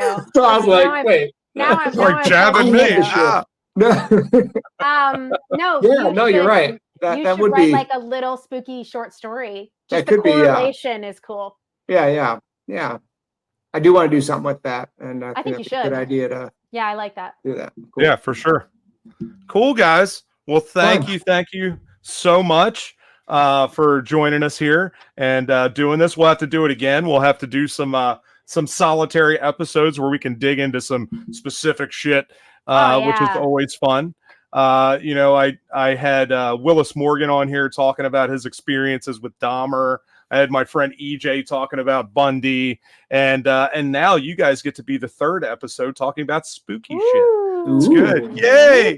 So, all right, guys. Well, thank you so much. I'm gonna do a little close off. So let me. I'll put you all in the back, and I will talk about some things. Thank you. Oh, maybe. You don't want to leave, Aaron. I can't get rid of you. That's great. All right, guys. Thank you so much for joining us for another episode of True Crime, Myths, Legends, and More. Obviously, this is a little bit of more, and hopefully you had fun. Come and hit me up, like and comment below, subscribe, do all those lovely things that we need to happen for the algorithm to go out there and for more people to see all this stuff that we're doing.